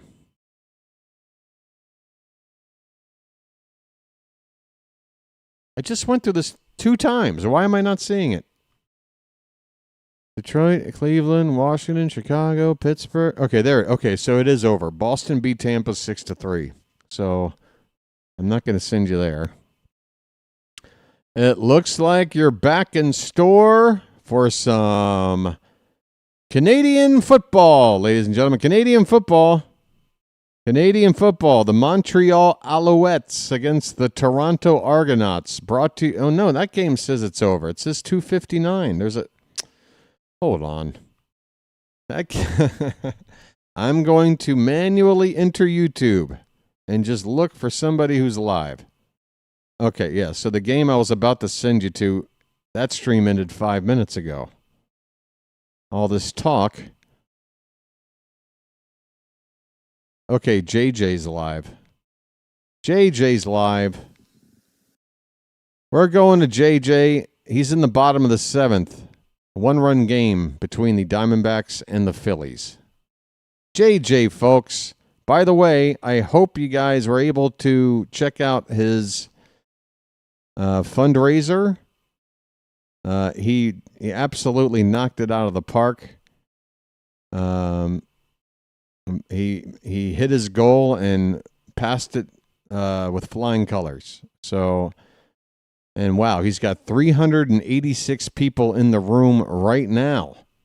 386 watching right now. Crushing me. Absolutely. Well, that's what happens when you're a good play-by-play guy and the team is playing good and going to October. All right, so say hi to JJ for me if you don't mind. I'm done, folks. I hope to see you tomorrow night. Tomorrow afternoon. Tomorrow afternoon for the final game on a Sunday. That means I'm going to have to stay up tonight. So first pitch is at 1:35 p.m. The stream will start at 1:20 p.m. Eastern, which means 12:20 for me, which means I got to get up at 11:30, and then when am I taking a nap? I don't know. I'll probably be wearing this same shirt because this game I'll be starting at the stream 11:30 p.m. tonight my time. The next to last middle of the night game to call this year, I think. I'm ready to wrap it up, to be honest. All right, so come on back for tomorrow afternoon, folks. And let's watch, hopefully, a split. And JJ has one what? Oh, wait, I'm looking at JJ's chat. All right, folks, I'm sending you to JJ right now. Sorry about this result, folks. Sorry the Orioles have a losing season, but thank you for being here with me to suffer together. Come on back tomorrow night. We're trying to split. Tomorrow afternoon. Sorry. Until then, this has been the Birdwatcher and the Hat. And we will chirp at you later. Have a good rest of your Saturday night, folks. Going now to JJ.